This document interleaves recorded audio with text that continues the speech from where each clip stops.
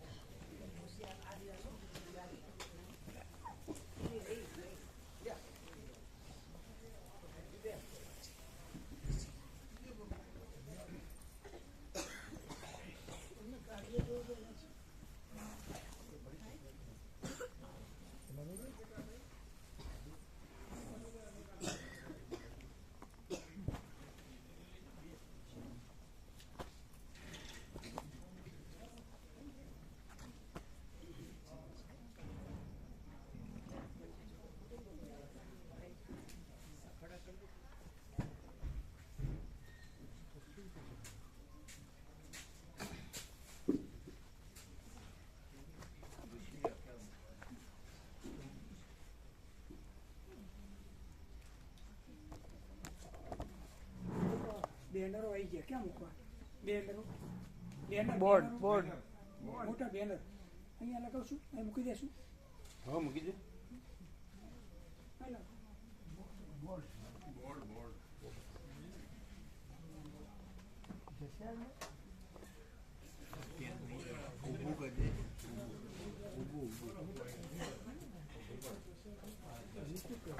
પડે નહીં હોય એવી રીતે રાખજો, પડે નહીં એવી રીતે રાખજો.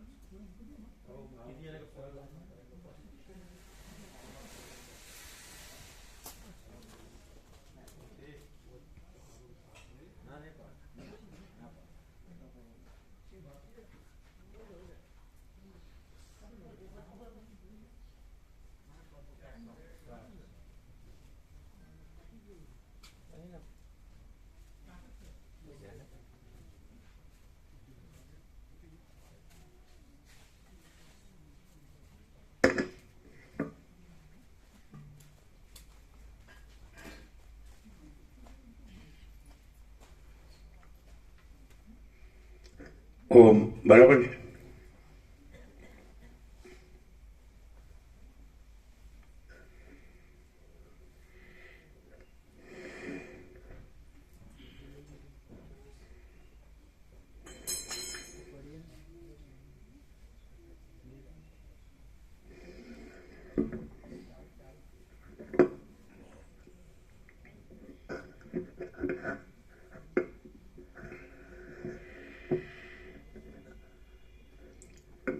परम चिदाकाश, परम ज्योति, अखंड ज्योति, अनंत पूर्ण परम चिदाकाश, परम शांति, स्वयं सिद्ध, स्वयं प्रकाश, स्वयं पूर्ण, स्वस्वरूप, यही सब कुछ है, इसके सिवा कुछ नहीं है। शून्यभास अनंत कोटि महाकल्पो है ही नहीं।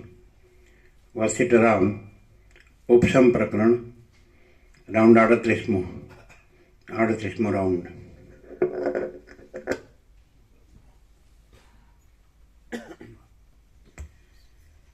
आद्य परब्रह्म सदगुरु देव की जय। ओम श्री परमात्मने नमः।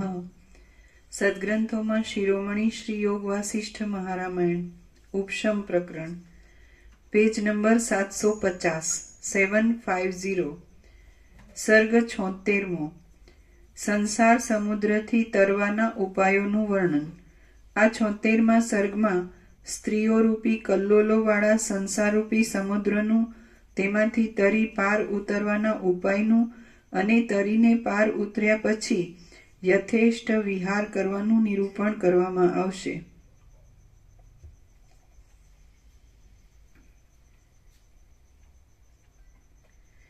વશિષ્ઠ બોલ્યા, હે રામ, આ સઘળા બ્રહ્માંડો બ્રહ્મમાંથી પ્રકટ થાય છે, અવિવેકથી સ્થિર થાય છે અને વિવેકથી શાંત જ થઈ જાય છે. બ્રહ્મરૂપી સમુદ્રમાં જગતની જાળોરૂપી જેટલી ચકરીઓ ફર્યા કરે છે અને જાળિયાઓમાં પડતી સૂર્યની કાંતિઓમાં જેટલા ત્રસરેણુઓ ઉડે છે, તેઓની સંખ્યા ગણવાને કોણ સમર્થ છે? કોઈ પણ સમર્થ નથી. હે રૂપાળા રામ, અયથાર્થ વિચાર જગતની સ્થિતિનું કારણ છે અને યથાર્થ વિચાર જગતની શાંતિનું કારણ છે. આ સંસારરૂપી ભયંકર સમુદ્ર અત્યંત દુષ્પાર છે અને તેમાંથી તરી પાર ઉતરવાનું હોય તો યુક્તિ વિના અને પ્રયત્ન વિના બની શકે એમ નથી. મરણોરૂપી અગાધ ચકરીઓમાંથી તથા કલ્લોલોથી વ્યાકુળ મધ્યવાળો, પુણ્યોરૂપી ભમતા ફીણોવાળો, નરકોરૂપી પ્રજ્વલિત વડવાગ્નિઓવાળો, તૃષ્ણાઓરૂપી ચપળ લહરીઓવાળો, ચિત્તોરૂપી જળ હાથીઓવાળો, ભોગોરૂપી રત્નોના ડાબલા જેવો, રોગોરૂપી ભયંકર સર્પોથી વ્યાપ્ત થયેલો, ઇન્દ્રિયોરૂપી જૂડોની ઘૂઘવાટીઓવાળો અને જેમાં પ્રાણીઓના જીવિતોરૂપી નદીઓ લીન થતી જાય છે, એવો આ સંસારરૂપી સમુદ્ર જેના મોહરૂપી જળના પૂરથી ભરાઈને પૂર્ણ થયો છે, તે જ જો એ સમુદ્રને તરે તો તેણે મોટો પુરુષાર્થ કર્યો કહેવાય. હે રામ, આ સમુદ્રમાં પહાડ જેવા ધીર પુરુષોને પણ ખેંચી શકનારી, હોઠની શોભાઓરૂપી હીરામાણેકવાળી, નેત્રોરૂપી નીલ કમળોવાળી, દાંતોરૂપી પુષ્પોથી તથા ફળોથી ઘેરાયેલી, મંદ હાસ્યોરૂપી ફીણોથી શોભી રહેલી, કેશોરૂપી ઇન્દ્રનીલમણીઓવાળી, ભ્રુકુટીઓના વિલાસોરૂપી ગતિઓવાળી, નિતંબોરૂપી મોટા કાંઠાવાળી, કંઠોરૂપી શંખોથી દીપી રહેલી, લલાટોરૂપી રત્નમય પાટિયાઓવાળી, વિલાસોરૂપી મોટા મગરોની ભીડવાળી, કટાક્ષોરૂપી ગંભીર ભ્રમણોવાળી અને કાંતિઓરૂપી સોનાની રેતીઓવાળી આ સ્ત્રીઓરૂપી ચંચળ અને સુંદર અપૂર્વ લહરીઓ ફેલાયેલી છે તે જુઓ. આવી ચપળ લહરીઓને લીધે અત્યંત ભયંકર થયેલા આ સંસારરૂપી સમુદ્રમાં જો તેમાં ડૂબેલો પુરુષ બહાર નીકળે તો તેણે મોટો પુરુષાર્થ કર્યો કહેવાય. બુદ્ધિરૂપી મોટું વહાણ હોવા છતાં અને વિવેકરૂપી એ વહાણને ચલાવનારો હોવા છતાં જે પુરુષ આ સંસારરૂપી સમુદ્રને તરી જાય નહીં, તે પુરુષને ધિક્કાર છે. આ સંસારરૂપી સમુદ્ર કે જેનો આ તરફ કે પેલી તરફ છેડો જ દેખાતો નથી, તેને સઘળી રીતે બ્રહ્મરૂપ બનાવી દઈને જે પુરુષ તેમાં વિચરે તે જ સાચો પુરુષ કહેવાય છે.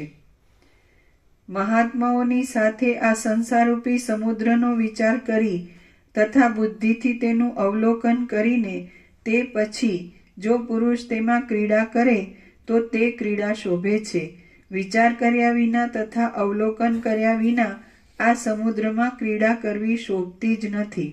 હે રામ, આ જગતમાં તમે વિચારમાં વિચક્ષણ બુદ્ધિવાળા હોવાને લીધે ભાગ્યશાળી છો અને ભાગ્યશાળી છો તેથી આ અવસ્થામાં જ સંસારનો વિચાર કરવા લાગ્યા છો. જે પુરુષ તમારી જેમ નાની અવસ્થામાં જ અતિ સુંદર બુદ્ધિથી સંસારરૂપી સમુદ્રનો વિચાર કરીને પછી તેમાં પ્રવેશ કરે તે પુરુષ એ સમુદ્રમાં ડૂબતો નથી. હે રામ, જેમ ગરુડ પ્રથમ વિચાર કરીને પછી સર્પોને ભોગવે છે, કંસમાં ખાય છે, તેમ સમજુ પુરુષે બુદ્ધિથી પ્રથમવાર વિચાર કરીને પછી આ ભયંકર ભોગોને ભોગવવા જોઈએ. સંસારના વ્યવહારમાં પણ એ જ પદ્ધતિ જોવામાં આવે છે કે વિચાર કરી તેનું ઊંડાણ જાણીને જે સંપત્તિઓનું સેવન કરવામાં આવે તે સંપત્તિઓ માણસને પરિણામે સુખ આપે છે અને વિચાર કર્યા વિના તથા ઊંડાણ જાણ્યા વિના જે સંપત્તિઓનું સેવન કરવામાં આવે તે સંપત્તિઓ કેવળ દુઃખદાયી થાય છે. જેમ વસંત ઋતુ જોવામાં આવતા વૃક્ષના સૌંદર્ય આદિ ગુણો વૃદ્ધિ પામે છે, તેમ તત્વ જોવામાં આવતા પુરુષના બળ, બુદ્ધિ અને તેજ વૃદ્ધિ પામે છે.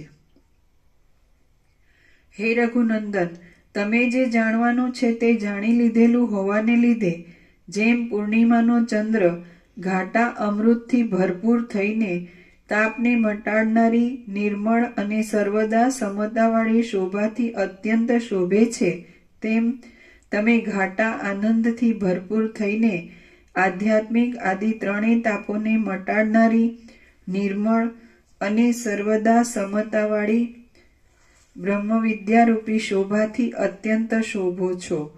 શ્રી યોગ વાસિષ્ઠ મહારામાયણમાં ઉપશમ પ્રકરણનો સંસાર સાગર સામ્ય પ્રતિપાદન નામનો સર્ગ 76મો સમાપ્ત. સર્ગ 77મો જીવન મુક્તના લક્ષણો. આ 77મા સર્ગમાં જેમ દેવતાઓ પારિજાતકની પુષ્પોની માળાને માથે ચડાવે છે તથા છાતીમાં રાખે છે, તેમ જેને જ્ઞાની પુરુષો માથે ચડાવે છે તથા હૃદયમાં રાખે છે, એવી જીવન મુક્તના ગુણોની માળા ગૂંથવામાં આવશે. રામ બોલ્યા, હે મુનિ, તત્વનો ચમત્કાર જોનારા જીવન મુક્તના જે ઉત્તમ લક્ષણો છે તેનો એકઠો સંગ્રહ કરીને ફરીવાર પણ આપ મારી પાસે કહો. આપના વચન સાંભળતા કોને તૃપ્તિ થાય? વસિષ્ઠ બોલ્યા, હે રામ, જીવન મુક્તના લક્ષણો મેં ઘણી વાર કહ્યા છે, તો પણ ફરીવાર આ સંગ્રહ રૂપે કહું છું, તે સાંભળો. સઘળી તૃષ્ણાઓથી રહિત થયેલો જીવન મુક્ત પુરુષ સર્વત્ર અને સર્વદા આ સઘળા જગતને મોહમય અને ઝાંઝવાના પાણીની પેઠે જુએ છે. વસિષ્ઠ બોલ્યા, હે રામ, સઘળી તૃષ્ણાઓથી રહિત થયેલો જીવન મુક્ત પુરુષ સર્વત્ર અને સર્વદા આ સઘળા જગતને મોહમય અને ઝાંઝવાના પાણીની પેઠે દેખે છે. જીવન મુક્ત પુરુષ જાણે સમાધિમાં જ રહ્યો હોય, જાણે સૂઈ ગયેલા મનવાળો હોય અને જાણે આનંદમાં મસ્ત રહેતો હોય તેમ સંસારમાં રહે છે. જીવન મુક્ત પુરુષ જાણે સમાધિમાં જ રહ્યો હોય, જાણે સૂઈ ગયેલા મનવાળો હોય અને જાણે આનંદમાં મસ્ત રહેતો હોય તેમ સંસારમાં રહે છે. પ્રથમ ઇન્દ્રિયોથી લીધેલા અને પછી હાથથી લીધેલા અલંકાર વગેરેને પણ બુદ્ધિથી લેતો નથી, કારણ કે તેની બુદ્ધિ પ્રૌઢ, સમતાવાળી અને અંતર્મુખ થયેલી હોય છે.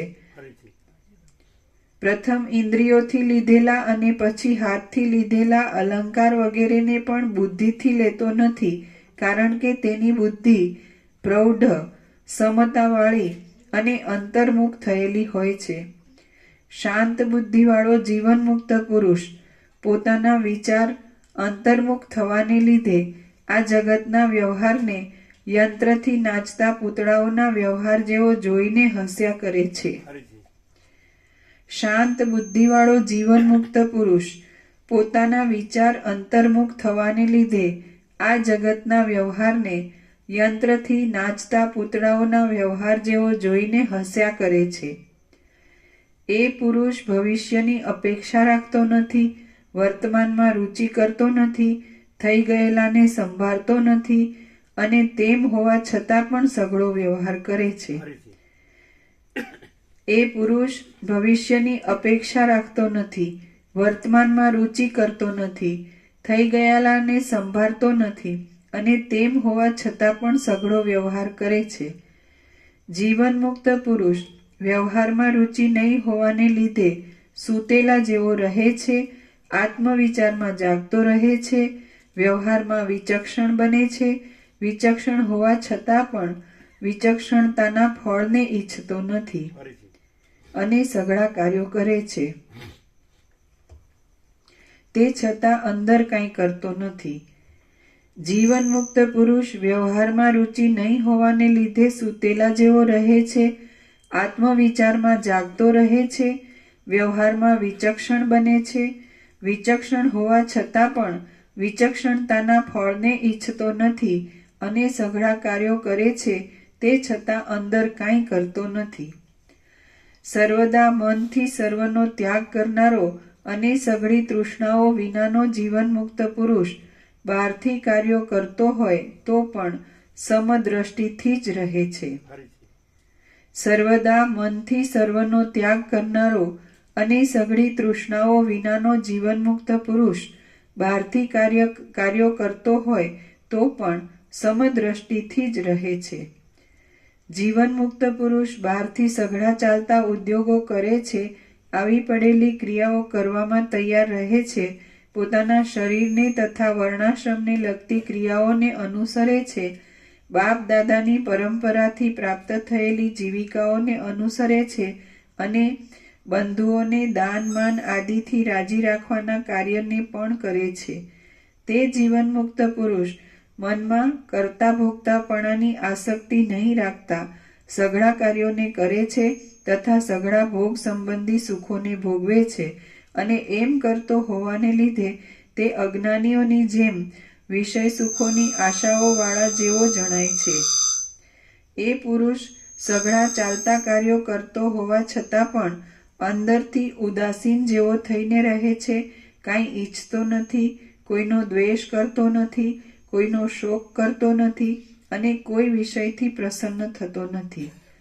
તે જીવનમુક્ત પુરુષ શત્રુઓમાં તથા મિત્રોમાં ચિત્તથી રાગ દ્વેષ વિનાનો હોય છે, તો પણ બહારથી મિત્રની સાથે મિત્રની જેમ વર્તે છે અને શઠની સાથે શઠની જેમ વર્તે છે. તે જીવનમુક્ત પુરુષ બાળકોના મંડળમાં બાળક જેવો થાય છે, વૃદ્ધોના મંડળમાં વૃદ્ધ જેવો થાય છે, ધીર પુરુષના મંડળમાં ધીર પુરુષ જેવો થાય છે, જુવાન પુરુષોના મંડળમાં જુવાન જેવો થાય છે, દુઃખીના મંડળમાં દુખિયા જેવો થાય છે અને તેમ છતાં પણ સઘળા મંડળોમાં વાણીથી પવિત્ર વાતો જ કરે છે, મનમાં કોઈ પ્રકારની દીનતા રાખતો નથી, બુદ્ધિના ધૈર્યને લીધે આનંદવાળો જ રહે છે, ચિત્તમાં કોમળ રહે છે અને પવિત્ર કીર્તિવાળો રહે છે. વળી તે પ્રસન્ન રહે છે, મધુર રહે છે, વિચક્ષણ રહે છે, સર્વદા સ્વરૂપના અનુસંધાનથી પૂર્ણ રહે છે, ખેદને તથા દારિદ્ર દેખાવને દૂર જ રાખે છે અને સર્વની સાથે સ્નેહી બાંધવની જેમ વર્તે છે. જેના આકાર ઉપરથી જ સ્નેહી બાંધવની જેમ વર્તે છે અને સર્વની સાથે સ્નેહી બાંધવની જેમ વર્તે છે. જેના આકાર ઉપરથી જ પ્રૌઢપણું જણાઈ આવે છે એવો જીવનમુક્ત પુરુષ સમતાવાળો રહે છે, શાંતિરૂપી સુખના સમુદ્ર જેવો રહે છે, સર્વના ઉપર સ્નેહ રાખે છે અને જેમ ઉદય પામેલો પૂર્ણિમાનો ચંદ્ર પોતાના સ્પર્શથી સર્વના તાપને મટાડે છે, તેમ પોતાના સંગથી સર્વના તાપોને મટાડે છે. જીવનમુક્ત પુરુષને પુણ્યો જોઈતા નથી, ભોગો ભોગવવા નથી, કર્મો કરવા નથી, પાપ લાગતા નથી, ભોગોનો ત્યાગ કરવાની જરૂર રહેતી નથી, આલોક સંબંધી તથા પરલોક સંબંધી ફળો સાથે તેને સંબંધ નથી, ક્રિયાઓનો તે ત્યાગ કરતો નથી, બંધન સાથે તેને કંઈ સંબંધ નથી, મોક્ષની તેને કંઈ ઈચ્છા નથી, પાતાળમાં તે પડતો નથી અને સ્વર્ગને ઈચ્છતો નથી. જે કંઈ જોવામાં આવે છે તે સઘળું જગત જેમ છે તેમ બ્રહ્મરૂપ જ છે એમ જ્યારે જાણવામાં આવ્યું, ત્યાર પછી સંસારના સુખોમાં કે સંસાર સંબંધી દુઃખોનું નિવારણ કરવામાં ક્યાંય પણ મનનું કંગાલપણું રહેવું સંભવે જ નહીં. જે કંઈ જોવામાં આવે છે તે સઘળું જગત જેમ છે તેમ બ્રહ્મરૂપ જ છે એમ જ્યારે જાણવામાં આવ્યું, ત્યાર પછી સંસારના સુખોમાં કે સંસાર સંબંધી દુઃખોનું નિવારણ કરવામાં ક્યાંય પણ મનનું કંગાલપણું રહેવું સંભવે જ નહીં. જે પુરુષના સંદેહોરૂપી પાંજરાઓ યથાર્થ જ્ઞાનરૂપી અગ્નિથી બળી જાય છે, તેનું ચિત્તરૂપી પક્ષી નિશંક રીતે ઉડી જ જાય છે. જેનું મન ભ્રાંતિઓથી રહિત થઈને બ્રહ્માકારપણાથી રહ્યું હોય તે પુરુષ સુખ દુઃખ આદિના સર્વ દેખાવોમાં નિર્લેપ રહેવાને લીધે આકાશની પેઠે અસ્ત પણ પામતો નથી અને ઉદય પણ પામતો નથી. જેમ પારણામાં સૂતેલ બાળકના અંગોની પંક્તિ કોઈ પણ પ્રકારના પ્રયોજનના સંકલ્પ વિના જ ચેષ્ટા કરે છે, તેમ જીવનમુક્ત પુરુષના અવયવો કોઈ પ્રકારના પ્રયોજનના સંકલ્પ વિના જ ચેષ્ટા કરે છે.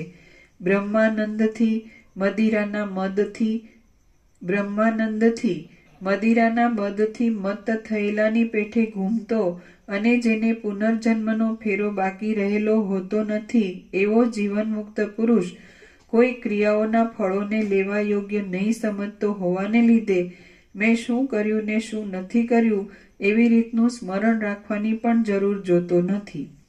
જેમ બાળક સર્વ પ્રકારથી પદાર્થોનું ગ્રહણ કરે છે અને પદાર્થોનો ત્યાગ પણ કરે છે, તો પણ અમુક કરવાથી મારું અમુક કાર્ય સિદ્ધ થશે એવી આસક્તિ વિના જ તે સઘળી ચેષ્ટા કરે છે, તેમ જીવનમુક્ત પુરુષ પદાર્થોનું ગ્રહણ કરે છે અને પદાર્થોનો ત્યાગ પણ કરે છે, તો પણ અમુક કરવાથી મારું અમુક કાર્ય સિદ્ધ થશે એવી આસક્તિ વિના જ તે સઘળી ચેષ્ટા કરે છે. જીવનમુક્ત પુરુષ દેશના, કાળના અને ક્રિયાઓના ક્રમ પ્રમાણે સઘળા કાર્યો કર્યા કરે છે, તો પણ તે કાર્યોમાં થતા સુખ દુઃખોને જરા પણ વશ થતો નથી. જીવનમુક્ત પુરુષ બહારથી સઘળા ચાલતા કાર્યોને કર્યા કરતો હોય તો પણ કોઈ કાર્યને સત્ય સમજીને તેમાં આસ્થા બાંધતો નથી અને કાર્યોના ફળોની ઈચ્છા રાખતો નથી. જીવનમુક્ત પુરુષ કાર્ય સફળ થવાથી હર્ષ પામતો નથી, કાર્ય બગડી જવાથી ખેદ પામતો નથી અને દુઃખની દશાથી ઉપેક્ષા નહીં કરવા છતાં પણ સુખની આશા રાખતો નથી.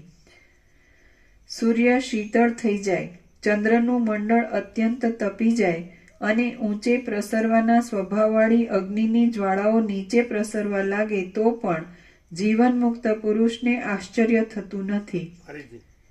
સૂર્ય શીતળ થઈ જાય, ચંદ્રનું મંડળ અત્યંત તપી જાય અને ઊંચે પ્રસરવાના સ્વભાવવાળી અગ્નિની જ્વાળાઓ નીચે પ્રસરવા લાગે તો પણ જીવનમુક્ત પુરુષને આશ્ચર્ય થતું નથી.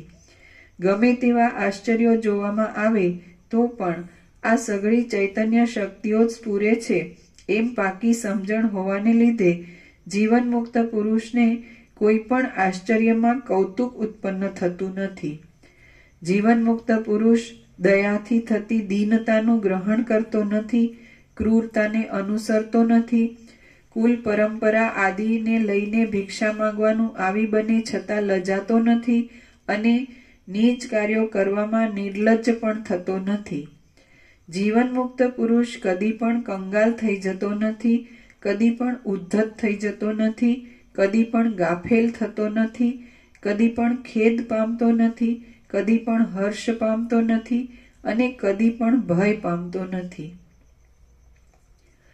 જેમ આકાશમાં નવા અંકુરો ઉત્પન્ન થતા નથી, તેમ જીવનમુક્ત પુરુષના શરદ ઋતુના આકાર જેવા નિર્મળ અને વિશાળ ચિત્તમાં કોપ આદિ દોષો ઉત્પન્ન થતા નથી. શરદ ઋતુના આકાશ જેવા. તમે આકાર બોલ્યા.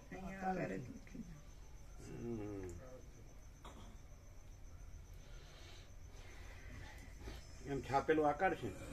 જેમ આકાશમાં નવા અંકુરો ઉત્પન્ન થતા નથી, તેમ જીવનમુક્ત પુરુષના શરદ ઋતુના આકાશ જેવા નિર્મળ અને વિશાળ ચિત્તમાં કોપ આદિ દોષો ઉત્પન્ન થતા નથી.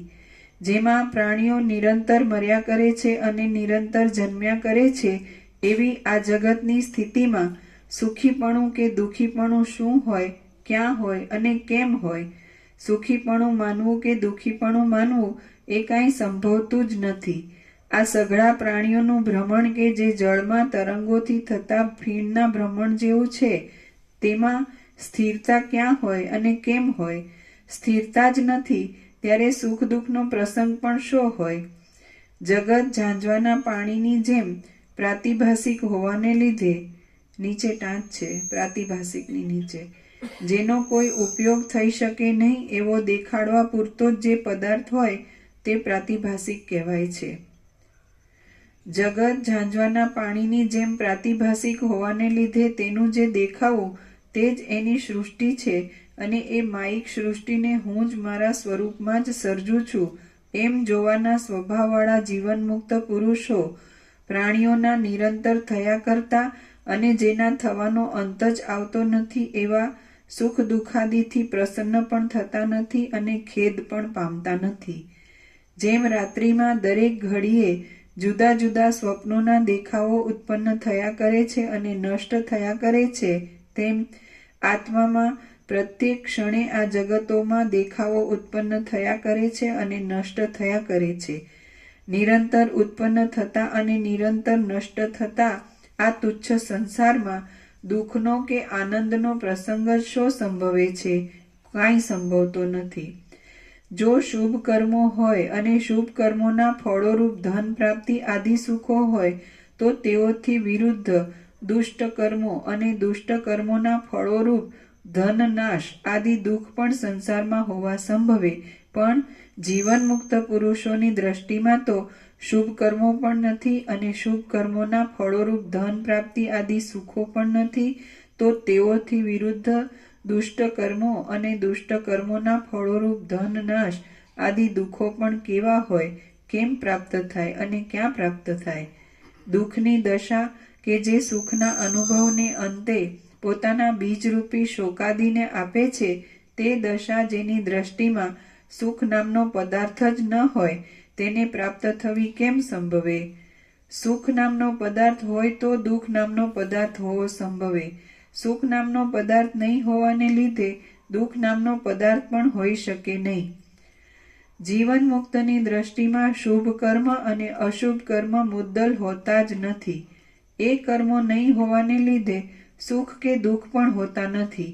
સુખ કે દુઃખ નહીં હોવાને લીધે ગ્રહણ કરવા યોગ્ય પદાર્થ કે ત્યાગ કરવા યોગ્ય પદાર્થ પણ હોતા નથી. અને એ પદાર્થો જ નથી હોતા તો પછી સારા નરસાપણું પણ ક્યાં સંભવે? આ સારું છે અને આ નરસું છે એવી ભેદ બુદ્ધિનો નાશ થતા ભોગોની સ્પૃહા નષ્ટ થઈ જઈને નિસ્પૃહપણું પ્રાપ્ત થાય છે. નિસ્પૃહપણું સારી પેઠે પ્રાપ્ત થાય ત્યારે મન પોતાના મૂળભૂત અજ્ઞાન સહિત હિમની જેમ પીગળી જાય છે. અને એવી રીતે મન પીગળી જાય ત્યારે સંકલ્પ રહેવાની તો વાત જ શી કરવાની હોય? તલના દાણા બિલકુલ બળી જાય ત્યાર પછી તેલની વાત પણ ક્યાંથી હોય? મારાથી જુદું બીજું કાંઈ છે જ નહીં એવી દ્રઢ ભાવનાને લીધે સંકલ્પ વિકલ્પોનો નાશ થતા સઘળા પદાર્થો જીવન મુક્તના આત્મારૂપ જ થઈ જાય છે. એટલે પછી જુદું કારણ જ નહીં રહેવાથી અખંડ વ્યાપક થયેલો જીવન મુક્ત પુરુષ સર્વદા તૃપ્ત રહીને તથા પોતાના સ્વરૂપભૂત નિરતિશય આનંદથી ભરપૂર રહીને જાગ્રતમાં તથા સ્વપ્નમાં ચિત્તને લીધે ભાસતા સર્વ પદાર્થોને જોયા કરે છે, સુષુપ્તિમાં સૂઈ જાય છે અને શરીરના પ્રારબ્ધનો ક્ષય થતા સુધી જીવે છે. શ્રી યોગ વાસિષ્ઠ મહારામાયણમાં ઉપશમ પ્રકરણનો જીવન મુક્ત સ્વરૂપ વર્ણન નામનો સર્ગ 77મો સમાપ્ત. સર્ગ 78મો ચિત્તના ભ્રમણથી જગત અને ચિત્ત નિરોધક યોગ. આ 78મા સર્ગમાં ચિત્તના ભ્રમણથી જગતરૂપી ભ્રાંતનું થવું, ચિત્તના ભ્રમણનું સ્વરૂપ અને તેનો નિરોધ કરવાના ઉપાય યોગનું સારી રીતે નિરૂપણ કરવામાં આવશે. વસિષ્ઠ બોલ્યા, હે રામ, જેમ રાતે બળતા ઉંબાડિયાનું ભ્રમણ થતા મિથ્યા હોવા છતાં સાચા જેવું અગ્નિનું ચક્ર થયેલું જોવામાં આવે છે, તેમ ચિત્તનું ભ્રમણ થતા જગત મિથ્યા હોવા છતાં સાચા જેવું થયેલું જોવામાં આવે છે. જેમ જળનું ભ્રમણ થતા જાણે જળથી જુદી હોય એવી ગોળ ચકરી થયેલી જોવામાં આવે છે, તેમ ચિત્તનું ભ્રમણ થતા જગત જાણે ચિત્તથી જુદું હોય એવું થયેલું જોવામાં આવે છે. જેમ નેત્રોને તડકાની સામે રાખવાથી આંખોના ફરવાથી દેખાતું પીચ્છ જેવા આકારવાળું તથા મોતી જેવા આકારવાળું ખોટું મંડળ સાચા મંડળ જેવું જણાય છે, તેમ ચિત્તનું ભ્રમણ થતા દેખાતું ખોટું જગત સાચા જેવું ભાસે છે. રામ બોલ્યા, હે મહારાજ, ચિત્ત કયા પ્રકારથી ભમે છે અને કયા ઉપાયથી તેનું ભ્રમણ અટકી જાય તે મને કહો કે જેથી હું તેની જ ચિકિત્સા કરું. વશિષ્ઠ બોલ્યા, હે રામ, જેમ ધોળાપણું અને હિમ પરસ્પરથી ભિન્ન પણ છે અને અભિન્ન પણ છે, જેમ તલ અને તેલ પરસ્પરથી ભિન્ન પણ છે અને અભિન્ન પણ છે, જેમ પુષ્પ અને સુગંધ પરસ્પરથી ભિન્ન પણ છે અને અભિન્ન પણ છે, અને જેમ ઉષ્ણતા તથા અગ્નિ પરસ્પરથી ભિન્ન પણ છે અને અભિન્ન પણ છે, તેમ ચિત્ત અને ચિત્તનું ભ્રમણ પરસ્પરથી ભિન્ન પણ છે અને અભિન્ન પણ છે. એ ભેદ અને અભેદ બંનેમાં અભેદ હોવો તે જ સત્ય છે, અને ભેદ તો કેવળ કલ્પિત હોવાને લીધે મિથ્યા જ છે. ચિત્ત અને ચિત્તનું ભ્રમણ એમાંથી એકનો નાશ થાય તો અધિષ્ઠાન રૂપે રહીને પોતાના રૂપથી બંને નષ્ટ થઈ જાય એમાં સંશય નથી. હે રામ, ચિત્તનો નાશ કરવાના એક યોગ અને બીજો જ્ઞાન એ બે ઉપાય છે. ચિત્તની વૃત્તિઓને રોકવી એ યોગ કહેવાય છે, અને અત્યંત સૂક્ષ્મ રીતે સંપૂર્ણ અવલોકન કરવું એ જ્ઞાન કહેવાય છે. રામ બોલ્યા, હે મહારાજ, પ્રાણનો અને અપાનનો નિરોધ કરવા રૂપી યોગ નામની કઈ યુક્તિથી, ક્યારે અને કેવી રીતે મન અનંત સુખ આપનારી શાંતિને પ્રાપ્ત થાય છે તે કહો. વશિષ્ઠ બોલ્યા, જેમ કુંવર છે કે આનંદ છે? અનંત સુખ આપનારી અનંત. રામ બોલ્યા, હે મહારાજ, પ્રાણનો અને અપાનનો નિરોધ કરવા રૂપી યોગ નામની કઈ યુક્તિથી, ક્યારે અને કેવી રીતે મન અનંત સુખ આપનારી શાંતિને પ્રાપ્ત થાય છે તે કહો. વશિષ્ઠ બોલ્યા, જેમ કુવા આદિના છિદ્રોમાં જળ દરેક ઠેકાણેથી ફૂટે છે, તેમ જે વાયુ આ દેહમાં નાડીઓની અંદર સર્વત્ર વ્યાપ્ત થઈને સ્ફુરે છે તે પ્રાણ કહેવાય છે. ગતિને લીધે અંદર વિચિત્ર પ્રકારની ક્રિયાઓને પ્રાપ્ત થતા એ પ્રાણના જ અપાન આદિ નામો વિદ્વાનોએ કલ્પેલા છે. પ્રાણનાની નીચે ટાંચ છે. શરીરમાં 5 જાતના વાયુઓ છે: પ્રાણ, અપાન, સમાન, ઉદાન અને વ્યાન. તેમાં પ્રાણ જ મુખ્ય છે. ગતિને લીધે અંદર વિચિત્ર પ્રકારની ક્રિયાઓને પ્રાપ્ત થતા એ પ્રાણના જ અપાન આદિ નામો વિદ્વાનોએ કલ્પેલા છે. અપાન આદિ વાયુઓ પ્રાણના જ ભેદ છે, પ્રાણથી જુદા નથી. જેમ સુગંધનો આધાર પુષ્પ છે અને જેમ ધોળાપણાનો આધાર હિમ છે, તેમ ચિત્તનો આધાર એ પ્રાણ છે. એ પ્રાણ ચિત્તની સાથે અભિન્ન જેવો જ છે. હે રામ, શરીરની અંદર એ પ્રાણની ગતિથી ચૈતન્યનો જે ભાગ સંકલ્પો કરવામાં તૈયાર થાય છે તેને તમે ચિત્ત સમજો. પ્રાણની ગતિથી એ ચૈતન્યની ગતિ થાય છે, અને જળની ગતિથી જેમ અનેક પ્રકારના આવર્તનો પામનારા તરંગો થાય છે, તેમ ચૈતન્યની ગતિથી તે વિષયોના દેખાવો થાય છે. ચિત્તની ગતિ પ્રાણની ગતિને અધીન છે એમ વેદનું રહસ્ય જાણનારા વિદ્વાનો કહે છે. જો પ્રાણની ગતિને રોકવામાં આવે તો ચિત્તની ગતિ શાંત થઈ જાય છે. જેમ સૂર્યનો પ્રકાશ શાંત થવાથી લોકોનો વ્યવહાર શાંત થઈ જાય છે, તેમ ચિત્તની ગતિ શાંત થવાથી સંસાર શાંત થઈ જાય છે. રામ બોલ્યા, પ્રાણ આદિ વાયુઓ કે જેઓ દેહરૂપી ઘરમાં નિરંતર ફર્યા કરે છે, મુખ તથા નાસિકા આદિ છિદ્રોમાં અને બહારના આકાશમાં પણ જાય છે, તેઓની ગતિને કેવી રીતે રોકવામાં આવે છે? વશિષ્ઠ બોલ્યા, જેનો લાંબા કાળથી અભ્યાસ હોય છે એવી સંસારની વૃત્તિઓમાં શાસ્ત્રના સંગથી, મહાત્માઓના સંગથી, વૈરાગ્યથી તથા અભ્યાસથી સંસાર પરની આસક્તિ દૂર કર્યા પછી જે પદાર્થ મનને અનુકૂળ લાગે તે પદાર્થમાં મનને લાંબા કાળ સુધી લગાવી દેતા એકના એક અભ્યાસને લીધે જ્યારે મન એકાગ્ર થાય ત્યારે પ્રાણની ગતિ રોકાઈ જાય છે. અથવા પૂરક, કુંભક અને રેચક એ ક્રમથી પ્રાણાયામ કરવાનો દ્રઢ અભ્યાસ કરી તે પ્રાણાયામ સહજ થઈ જાય એવી સ્થિતિમાં આવે ત્યારે તેની સાથે ઉપર કહ્યા પ્રમાણે ગમે તે પદાર્થના ધ્યાનથી મનની એકાગ્રતાનો ઉપયોગ કરવાથી પ્રાણની ગતિ રોકાઈ જાય છે. અથવા ઓમકારના ઉચ્ચારણને અંતે ચોથી અર્ધમાત્રાનો અનુભવ થાય છે, તે અર્ધમાત્રાની ખૂબ જ ભાવના કરવાથી બહારના સઘળા ઉપરામ થાય છે. ત્યારે પ્રાણની ગતિ રોકાઈ જાય છે.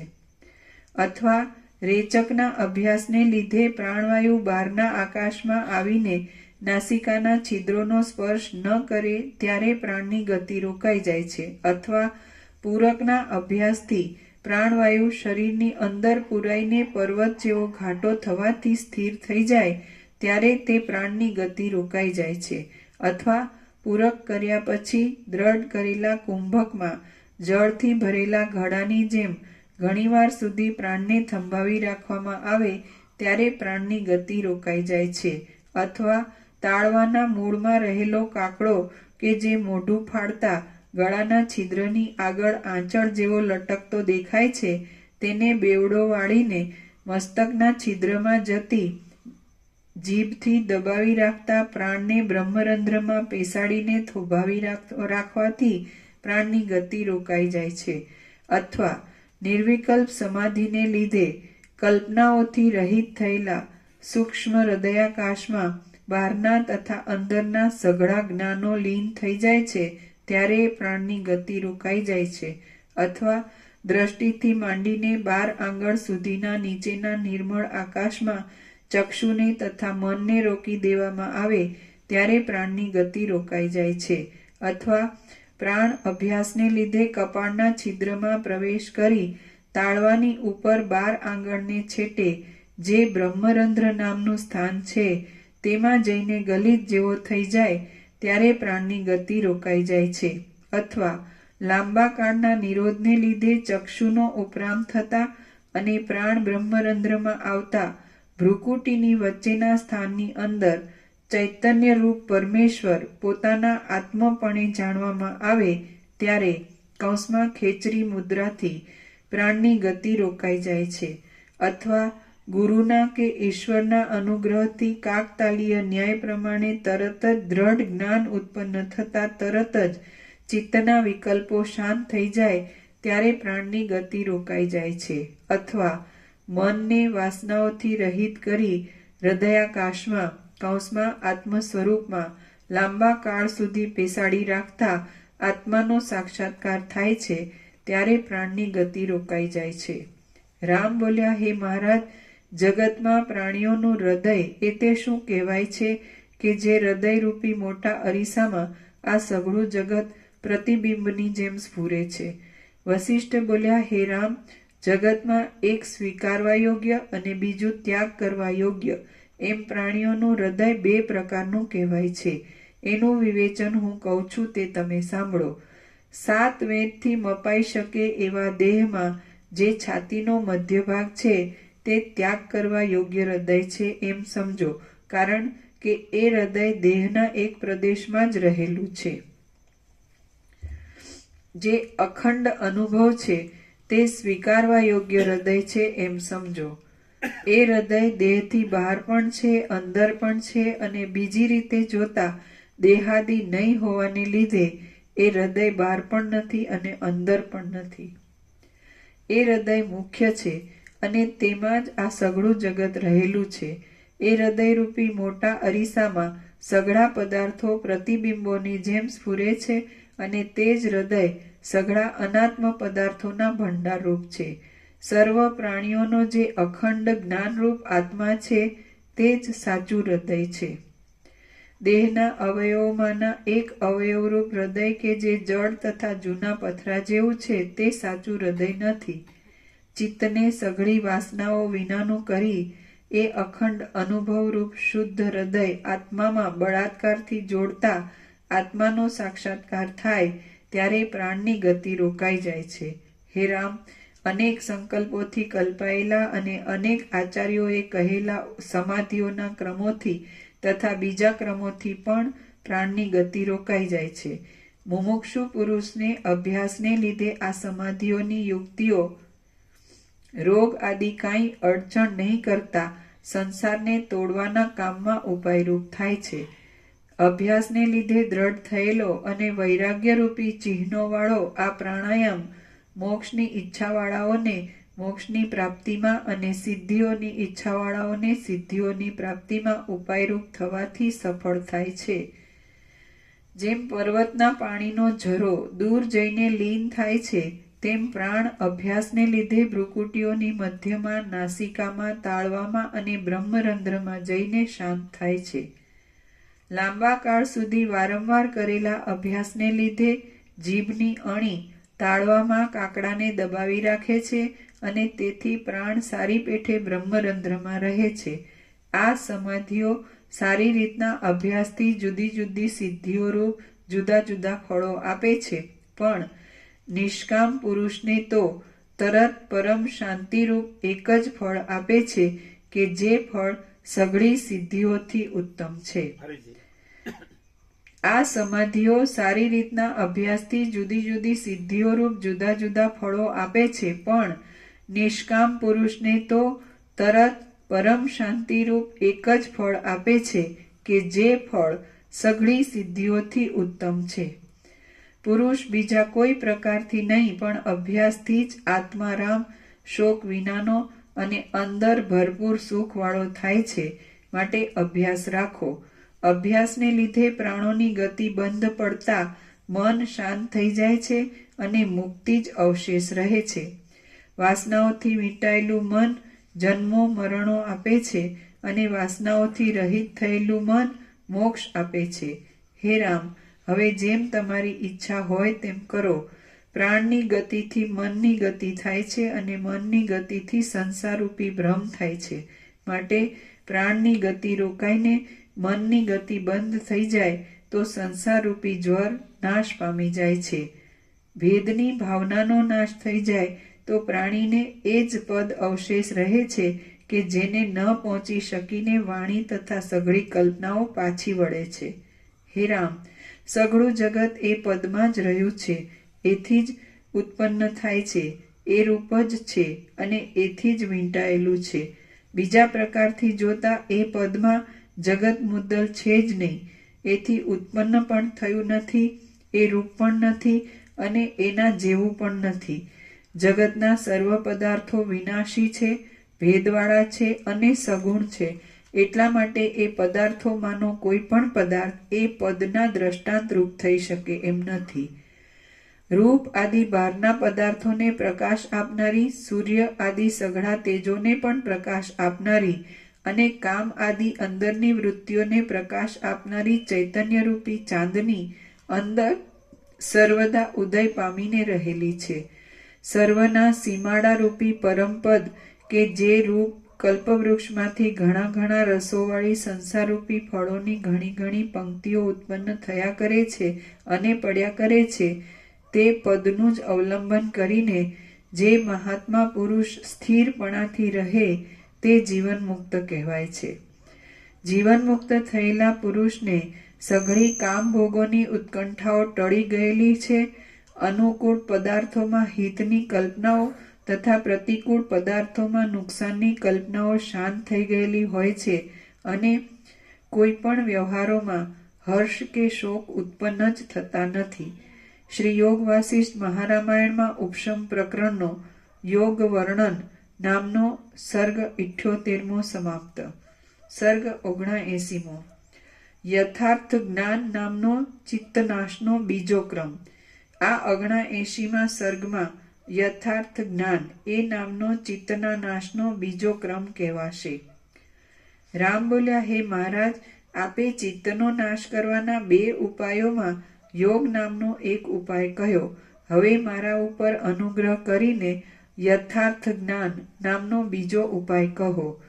વસિષ્ઠ બોલ્યા, આદિ વિનાના તથા અંત વિનાના પ્રકાશરૂપ જે પરમાત્મા છે તે જ આ જગત છે, એવી રીતનો અસાધારણ અને એક સરખો જે નિશ્ચય કરવો તે યથાર્થ જ્ઞાન કહેવાય છે.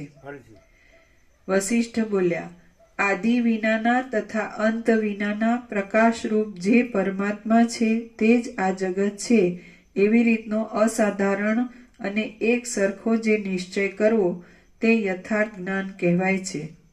અથવા આ જે ઘટપટ ઇત્યાદિ જે સેંકડો પદાર્થોની પંક્તિઓ છે તે આત્મા જ છે, આત્મા વિના બીજું કાંઈ છે જ નહીં, એવી રીતનો જે અસાધારણ નિશ્ચય કરવો તે યથાર્થ જ્ઞાન કહેવાય છે. અથવા આ જે ઘટ પટ ઇત્યાદિ જે સેંકડો પદાર્થોની પંક્તિઓ છે તે આત્મા જ છે, આત્મા વિના બીજું કાંઈ છે જ નહીં, એવી રીતનો જે અસાધારણ નિશ્ચય કરવો તે યથાર્થ જ્ઞાન કહેવાય છે. મિથ્યા જ્ઞાનથી જન્મ થાય છે અને યથાર્થ જ્ઞાનથી મોક્ષ થાય છે. જેમ રજ્જુ મિથ્યા જ્ઞાનથી સર્પરૂપે દેખાય છે અને યથાર્થ જ્ઞાનથી સર્પરૂપ ટળીને ફરી અસલ રજ્જુ જ દેખાય છે, તેમ આત્મા મિથ્યા જ્ઞાનથી જગતરૂપે દેખાય છે અને યથાર્થ જ્ઞાનથી જગતરૂપ ટળીને પાછો અસલ આત્મા જ દેખાય છે. મુક્તિમાં વિકલ્પરૂપ અંશથી રહિત, વિષયોથી રહિત અને સ્વયં પ્રકાશપણાથી દીપતો કેવળ અખંડ અનુભવ જ રહે છે, બીજું કાંઈ રહેતું નથી. એ તત્વ વિષયરૂપી દ્વૈતથી રહિત સમજવામાં આવે તો તે પરમાત્મા જ છે અને જો તેમાં દ્વૈતરૂપી અશુદ્ધિ જોવામાં આવે તો તે અશુદ્ધિને પંડિતો અવિદ્યા કહે છે. જે અખંડ અનુભવ છે તે જ જગત છે. અખંડ અનુભવમાં અને જગતમાં બેપણાની કલ્પના કરવી જ નહીં. હે રામ, આત્મા પોતે પોતાને જ પોતાના સંકલ્પથી જગતરૂપ બનાવી લે છે, માટે આત્મા વિના બીજું કાંઈ છે જ નહીં. જે આત્મા છે તે જ આ જગત છે એવો નિશ્ચય કરીને પૂર્ણતા સમજવી એ જ ત્રૈલોક્યમાં યથાર્થ જ્ઞાન છે. જે કાંઈ છે તે સઘળું આત્મા જ છે એમ નિશ્ચિત સમજવામાં આવ્યું તો પછી પ્રિયની અને અપ્રિયની કલ્પનાઓ ક્યાં રહી અને બંધની તથા મોક્ષની પણ કલ્પનાઓ ક્યાં રહી? હે રામ, આત્મા વિના બીજું શું છે કે જેને માટે મૂઢ લોકો શોક કરે છે? જગત પણ નથી અને ચિત્ત પણ નથી. જગત રૂપે અને ચિત્ત રૂપે બ્રહ્મ જ દેખાય છે. સઘળું એક જ છે અને તે બ્રહ્મ જ છે એમ સમજવામાં આવે તો પછી બંધ પણ શો અને મોક્ષ પણ શો રહ્યો? વિસ્તીર્ણ કરતા પણ અત્યંત વિસ્તીર્ણ અને મોટા કરતા પણ અત્યંત મોટું બ્રહ્મ જ અજ્ઞાનથી જગતરૂપ દેખાય છે. જો જ્ઞાન પ્રાપ્ત થાય તો જગતરૂપી દ્વૈત અસ્ત પામી જાય છે. માટે તમે યથાર્થ જ્ઞાન મેળવી દ્વૈતનો તિરસ્કાર કરી પોતાથી બ્રહ્મરૂપ જ થાઓ. લાકડા, પથ્થર અને વસ્ત્રો વગેરેનો અધિષ્ઠાન રૂપે વિચાર કરીએ તો તેઓમાં કાંઈ પણ ભિન્નપણું રહેતું નથી. તો પછી તમે કયા જુદા પદાર્થની કલ્પના કરો છો? જગતના આદિમાં અને અંતમાં જે અવિનાશી શાંત સ્વરૂપ અવશેષ રહે છે તે જ સત્ય વસ્તુ છે અને તે જ આત્માનું સ્વરૂપ છે. માટે તમે યથાર્થ જ્ઞાન મેળવી આત્મ સ્વરૂપ થાઓ. જગતના આદિમાં અને અંતમાં જે અવિનાશી શાંત સ્વરૂપ અવશેષ રહે છે તે જ સત્ય વસ્તુ છે અને તે જ આત્માનું સ્વરૂપ છે. માટે તમે યથાર્થ જ્ઞાન મેળવી આત્મ સ્વરૂપ થાઓ. હે રામ, આ સ્થાવર જંગમ સઘળું જગત આત્મા જ છે. માટે તેમાં સુખનો અને દુઃખનો પ્રાદુર્ભાવ જ ક્યાં રહ્યો? સુખ કે દુઃખ કાંઈ છે જ નહીં. માટે તમે સંતાપોથી રહિત થાઓ. જેમ જળ જ વિચિત્ર તરંગો રૂપે સ્ફુરે છે તેમ આત્મા જ અદ્વૈત હોવા છતાં દ્વૈતની ભ્રાંતિથી ઉત્પન્ન થયેલા જરા તથા મરણ આદિ ભ્રમો રૂપે સ્ફુરે છે. શુદ્ધ આત્માનું આલિંગન કરીને જે પુરુષ સર્વદા અંતર્મુખ બુદ્ધિથી રહેતો હોય તે તત્વવેત્તા પુરુષને કયા ભોગો બાંધી લેવાને સમર્થ થાય? જેમ મંદ પવન પર્વતને જરા પણ ભેદી શકતા નથી તેમ કામ આદિ શત્રુઓ આત્માનો સંપૂર્ણ વિચાર કરનારા પુરુષના મનને જરા પણ ભેદી શકતા નથી. જેમ થોડા જળમાં રહેલા માછલાને બગલાઓ ગળી જાય છે તેમ વિચાર વિનાના અને આશાઓમાં તત્પર રહેનારા મૂઢ અજ્ઞાની પુરુષને દુઃખો ગળી જાય છે. હે રામ, સઘળું જગત આત્મા જ છે, દ્વૈત ક્યાંય છે જ નહીં એવો દ્રઢ નિશ્ચય રાખીને આત્મા રૂપે સ્થિર થાઓ. જેમ જળાશયોમાં અનેક પ્રકારના તરંગો તથા ફીણ આદિ જે કાંઈ છે તે જળથી જુદું નથી, તેમ જગત સંબંધી અનેક પદાર્થોમાં જે કાંઈ છે તે આત્માથી જુદું નથી. માટે વાસ્તવિક રીતે જોતા દ્વૈત છે જ નહીં, એવી રીતે સંપૂર્ણ અવલોકન કરી તેવા અસાધારણ નિશ્ચયને ધરી રાખનારો પુરુષ મુક્ત કહેવાય છે. કારણ કે હે રામ, સઘળું જગત આત્મા જ છે, દ્વૈત ક્યાંય છે જ નહીં. એવો દ્રઢ નિશ્ચય રાખીને આત્મા રૂપે સ્થિર થાઓ. જેમ જળાશયોમાં અનેક પ્રકારના તરંગ તથા ફીણ આદિ જે કાંઈ છે તે જળથી જુદું નથી, તેમ જગત સંબંધી અનેક પદાર્થોમાં જે કાંઈ છે તે આત્માથી જુદું નથી. માટે વાસ્તવિક રીતે જોતા દ્વૈત છે જ નહીં. એવી રીતે સંપૂર્ણ અવલોકન કરી તેવા અસાધારણ નિશ્ચયને ધરી રાખનારો પુરુષ મુક્ત કહેવાય છે. કારણ કે આ પ્રકારના યથાર્થ અવલોકનથી આત્મા વિના બીજું કાંઈ પણ ન રહેવાથી ચિત્તનો સંપૂર્ણ નાશ થઈ જાય છે. શ્રી યોગ વાસિષ્ઠ મહારામાયણમાં ઉપશમ પ્રકરણનો સમ્યક જ્ઞાન લક્ષણ નિરૂપણ નામનો સર્ગ 79મો સમાપ્ત. સર્ગ 80મો. ભોગોમાં સ્પૃહા ન થાય તેવા પ્રકારનું વર્ણન. આ 80મા સર્ગમાં વિચાર દ્રઢ થતા દિવ્ય ભોગો પોતાની આગળ રહ્યા હોય તો પણ તેઓમાં જે સ્પૃહા ન થાય તે વિચારનું વર્ણન કરવામાં આવશે. વસિષ્ઠ બોલ્યા, હે રામ, મનની અંદર સર્વદા એક જ વિચારનું અનુસંધાન રાખનારા વિવેકી પુરુષને પોતાની આગળ રહેલા ભોગોમાં પણ કદી ઈચ્છા જ થતી નથી. જેમ બળદ ભાર ઉપાડે છે તેથી ભાર ઉપાડવાનું દુઃખ બળદને જ થતું હોવા છતાં તે દુઃખને તે ભારનો ધણી પોતામાં માની લે, તેમ ચક્ષુ સારા નરસા રૂપોને જુએ છે, તેથી સારા નરસા રૂપો જોવાથી થતા સુખ દુઃખો પણ ચક્ષુને જ થાય છે. તે છતાં જીવ કે જે તે સુખ દુઃખોને પોતામાં માની લે છે એ તો કેવળ મૂર્ખતા જ છે. નેત્ર રૂપમાં દુઃખી થાય તો તેમાં જીવને શી હાનિ થાય એમ છે. સેનાની અંદર રહેલા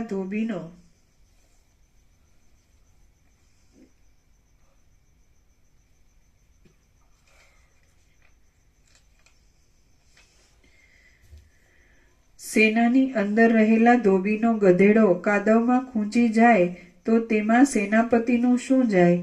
હે અધમ નેત્ર, તું આ રૂપરૂપી કાદવના સ્વાદમાં લંપટ થા નહીં. આ સ્ત્રી પુત્રાદિનું સુંદર રૂપ ક્ષણ માત્રમાં નષ્ટ થઈ જાય છે અને તને દુઃખી કરે છે.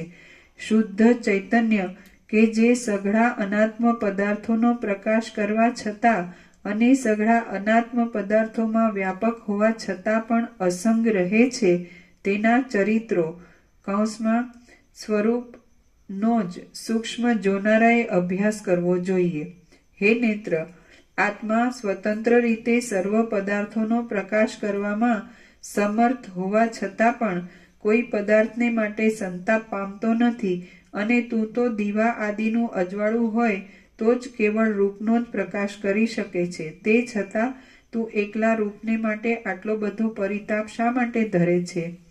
તું પણ સાક્ષીની પેઠે જ રહીને રૂપને જોયા કર. હે ચિત્ત, આ વિચિત્ર દેખાવોવાળી સૃષ્ટિ નદીના જળમાં થતા અનેક પ્રકારના ફેરફારો જેવી અવ્યવસ્થિત છે. તડકાની સામે જોઈ રહેતા આકાશમાં દેખાતા મોરના પીંછાની પેઠે મિથ્યાભૂત છે. સારી નરસી અનેક જાતિઓની ખટપટવાળી છે અને વળી ચક્ષુને જ સ્ફુરે છે. તે છતાં તારે તેની સાથે શું લાગતું વળગતું છે કે જેને લીધે તું તેમાં લંપટ થાય છે અને પરિતાપ ભોગવે છે? જેમ ગતિ પામ્યા કરતા પ્રલય સમુદ્રના જળમાં માછલી સ્ફુરે, તેમ ગતિ પામ્યા કરતા ચિત્તમાં આ સૃષ્ટિ પોતાની મેળે સ્ફૂરતી હોય તો ભલે સ્ફુરે, પણ હે અહંકાર, તું શા માટે ઉઠ્યો છે? હે ચિત્ત, સૂર્ય આદિનું અજવાળું અને પદાર્થોનું રૂપ કે જેઓ સર્વદા જડ છે, જડ છતાં પણ સ્ફુર્યા કરે છે અને પરસ્પરમાં રહે છે, તેમની સાથે તારે કશો સંબંધ નથી. તે છતાં પણ તું તેઓને માટે આકુળ થાય છે, એ કેવળ તારી મૂર્ખતા જ છે. ચક્ષુથી થતો પદાર્થોનો દેખાવ બહાર થાય છે અને તારાથી થતા સંકલ્પાદી અંદર થાય છે. માટે તું અને પદાર્થો ભિન્ન ભિન્ન પ્રદેશમાં રહેવાને લીધે તારે અને પદાર્થોને કશો સંબંધ નથી. એ વાત તો સ્પષ્ટ જ છે. જેમ મોઢું અને દર્પણ પરસ્પરના સંગ વિનાના હોવા છતાં પણ ભ્રાંતિને લીધે એક જેવા દેખાય છે, તેમ પદાર્થોના દેખાવો અને સંકલ્પાદિ પરસ્પરના સંગ વિનાના હોવા છતાં પણ ભ્રાંતિને લીધે સર્વદા ગાઢ સંબંધવાળા દેખાય છે, અને તે ભ્રાંતિનું મૂળ અજ્ઞાન જ છે. જ્ઞાનથી અજ્ઞાન ગલિત થઈ જાય તો એ પરસ્પરથી જુદા પડી દૂર થઈને અધિષ્ઠાન રૂપે જ રહે છે. જેમ લાખથી લાકડા પરસ્પરની સાથે જોડાઈ જાય છે, તેમ મનની કલ્પનાથી પદાર્થોના દેખાવ અને સંકલ્પાદિ પરસ્પરની સાથે અત્યંત જોડાઈ ગયા છે. મંદ અધિકારીનો તથા મધ્યમ અધિકારીનો પોતાના મનના મનનરૂપી તંતુ કે જે પોતાને જ બંધન આપનાર છે, તે અભ્યાસરૂપી તથા વિચારરૂપી યત્નથી કપાઈ જાય છે, અને ઉત્તમ અધિકારીનો એ તંતુ તો સહસા જ્ઞાન ઉત્પન્ન થતાં જ કપાઈ જાય છે. એટલે અજ્ઞાનની ભાવનાને છેદવા માટે વધારે પ્રયત્ન કરવાની જરૂર રહેતી નથી. અજ્ઞાનના ક્ષયને લીધે મન ક્ષય પામી જતા એ પદાર્થોના દેખાવો અને સંકલ્પાદિ કદી પણ પાછા પરસ્પરની સાથે જોડાતા નથી. ચિત્ત જ સઘળી ઇન્દ્રિયોને જગાડનાર છે. એટલા માટે જેમ ઘરમાંથી પિશાચને કાઢી મૂકવો જોઈએ, તેમ શરીરમાંથી તે ચિત્તને જ કાઢી મૂકવું જોઈએ. હે ચિત્ત, તું મિથ્યા જ મસ્તી કર્યા કરે છે.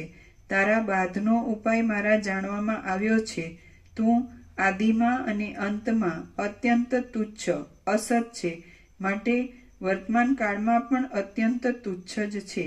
હે ચિત્ત, તું ઇન્દ્રિયોને પ્રાપ્ત કરેલા શબ્દ સ્પર્શ આદિ 5 પ્રકારો ધરીને મારી અંદર વિના કારણ શા માટે મસ્તી કર્યા કરે છે? પણ ચિંતા નથી. જે ધણી તને પોતાનું સમજે તેની આગળ જ તું મસ્તી કરે એમ છે, પણ હું કે જે તને પોતાનું જ સમજતો નથી તેની આગળ તારી મસ્તી ચાલે એમ નથી. કેટલો છે?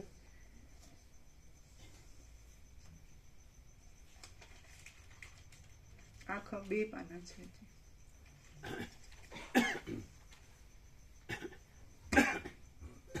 આપણે વર્ષોથી આ વશિષ્ઠ પ્રકાશથી અખંડ સરળ શ્રવણ સાંભળીએ છીએ. તો કોઈ કે બધા જનરલી એમ કે આપણે તો આ આપણી સામે બધાને ખબર છે કે ભગવાન છે, અને બધાને ખબર છે કે ભગવાન બધું છે, પણ એમ કે આપણે સંસારમાં છીએ ને આ બધું આપણે કરીએ છીએ. તો આ આખા સરળ શ્રવણનો સાર, ભગવાનનો સાર કયો, આખા વર્લ્ડ આખા જગતનો સાર કયો, આપણે આ માનીએ છીએ, આપણને માનીએ છીએ અને આપણું કર્મ માનીએ છીએ એનો સાર કયો, બધાનો સાર. આટલું બધું આ તો કેટલું બધું ડીપમાં, એટલે ઘણું વ્યાપકતામાં વિવેચન છે, ઘણું વિશાળ વિવેચન છે. પણ કહેવું કે આપણે હવે આમ માણસ તરીકે છીએ ને આપણે આપણું કર્મ કરીએ છીએ, જીવીએ છીએ, જીવતા જાગતા બોલતા ચાલતા છીએ, ખાઈએ પીએ છીએ, મજા કરીએ છીએ. આમાં સાચું શું? તો હાવ સીધી વાત છે. એમ કે આ મોટા મોટા શબ્દ તો આપણે સાંભળ્યા ને જાણીએ, બધાએ ક્યાંક ને ક્યાંક તો સાંભળ્યું જ હોય, વાંચ્યું હોય, કાં તો જ્યાં જન્મ્યો હોય ત્યાંથી મા બાપથી સાંભળ્યું હોય કે ભગવાન છે. એવી રીતે તો દેવદેવીની છબીઓ હોય, તો મંદિરો હોય ને મૂર્તિઓ હોય ને બધું ઘણું હોય, ગુરુઓ હોય, કથાકાર ઉપદેશક હોય ને બધું ઘણું હોય, ઘણું ચાલે છે. પણ કાંઈ પણમાં પડ્યા વગર સીધે સીધું આ બધું છે. જેમ કે દાખલા તરીકે અનંત મહાસાગર, તમે સીધે સીધું એમાં બધું જ શું છે? તો કે જળ, પાણી. સૂર્ય છે એમાં બીજું કાંઈ પણ બીજા કશામાં પડ્યા વગર સીધે સીધું શું છે? તો કે પ્રકાશ.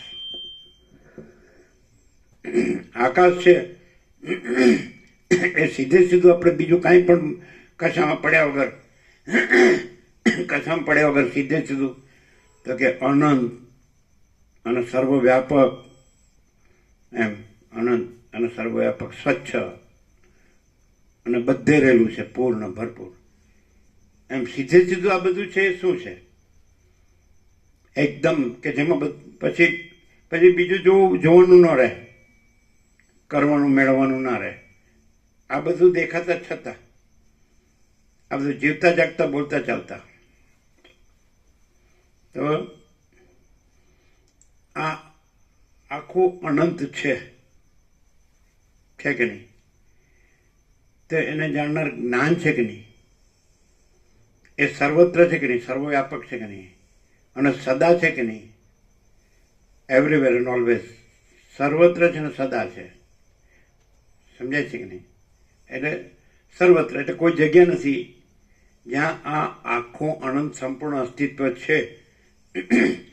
તો એને જાણનાર જ્ઞાન, એ આખું અનંત સંપૂર્ણ અસ્તિત્વ છે એને આવરી લઈને એને જાણનારું જ્ઞાન છે કે નહીં? બધે આખા અનંતને જાણનારું જ્ઞાન છે કે નહીં? એટલે જ્ઞાનમાં બધું આવી ગયું કે નહીં? જ્ઞાનમાં જ બધું જણાય છે કે નહીં? આ જાગૃત છે એ જ્ઞાનમાં જણાય, સ્વપ્ન છે એ જ્ઞાનમાં જણાય, સુષુપ્તિ નિદ્રા છે એ જ્ઞાનમાં જણાય. અને આપણું બધું જ આપણે જે હોય માણસ છીએ તો એ જ્ઞાનમાં જણાય. આકાશથી આકાશ, વાયુ, તેજ, જળ, પૃથ્વી, અખિલ સચરાચર, જળ, ચેતન, સ્થાવર, જંગમ, ચરાચર, અણુ, બધું અનંત સૂર્યો, અનંત બ્રહ્માંડો, અનંત આકાશ, અનંત તારા, આકાશ ગંગા, પછી અનંત બ્રહ્માંડો, અનંત અવતારો, અનંત દ્રષ્ટાદ્રશ્ય, જીવ જગત, બધું આ બધું. અને આ પૃથ્વીમાં છે બધું, અને આકાશમાં છે બધું. તો એક જ જ્ઞાનથી બધું જણાય જ કે નહીં? બરાબર. હવે આ જ્ઞાન અને જે બધું જણાય છે એટલે આપણે જનરલાઇઝેશન થઈ ગયું. જનરલાઇઝેશન એટલે સામાન્યકરણ કે આ બધું છે આખું અનંત. એ આપણે બે વસ્તુ સુધી આવી ગયા. એક આ બધું આખું અનંત જાણનાર જ્ઞાન, અને એ જણાય છે એ આખું અનંત જે જણાય છે બધું. એને તમે જે કહો એ જગત કહો કે સૃષ્ટિ કહો કે સંસાર કહો કે વિશ્વ કહો કે બ્રહ્માંડ કહો કે જે કહો, સર્ગ કહો, બરાબર? શું કહો? જનરલી શું કહો? આ બધું જણાય છે ને આખું અનંત. આકાશથી તે માટીની રજ સુધી આ બધું જણાય, કીડી સુધી, તણખલા સુધી, કીડીથી કુંજર કહો છે કે ઈશ્વરથી માટીની રજ સુધી આ બધું અનંત જણાય છે. તો એક જાણનાર જ્ઞાન અને એક જણાય છે. જણાય છે ને તમે શું કહો? વિશ્વ કહો, બ્રહ્માંડ કહો, જગત કહો, શું કહો?